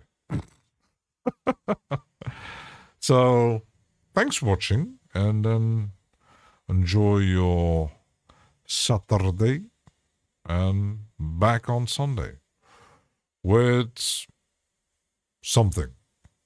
Let's see what. So, cheers, and he said Bye. Goodbye. bye-bye.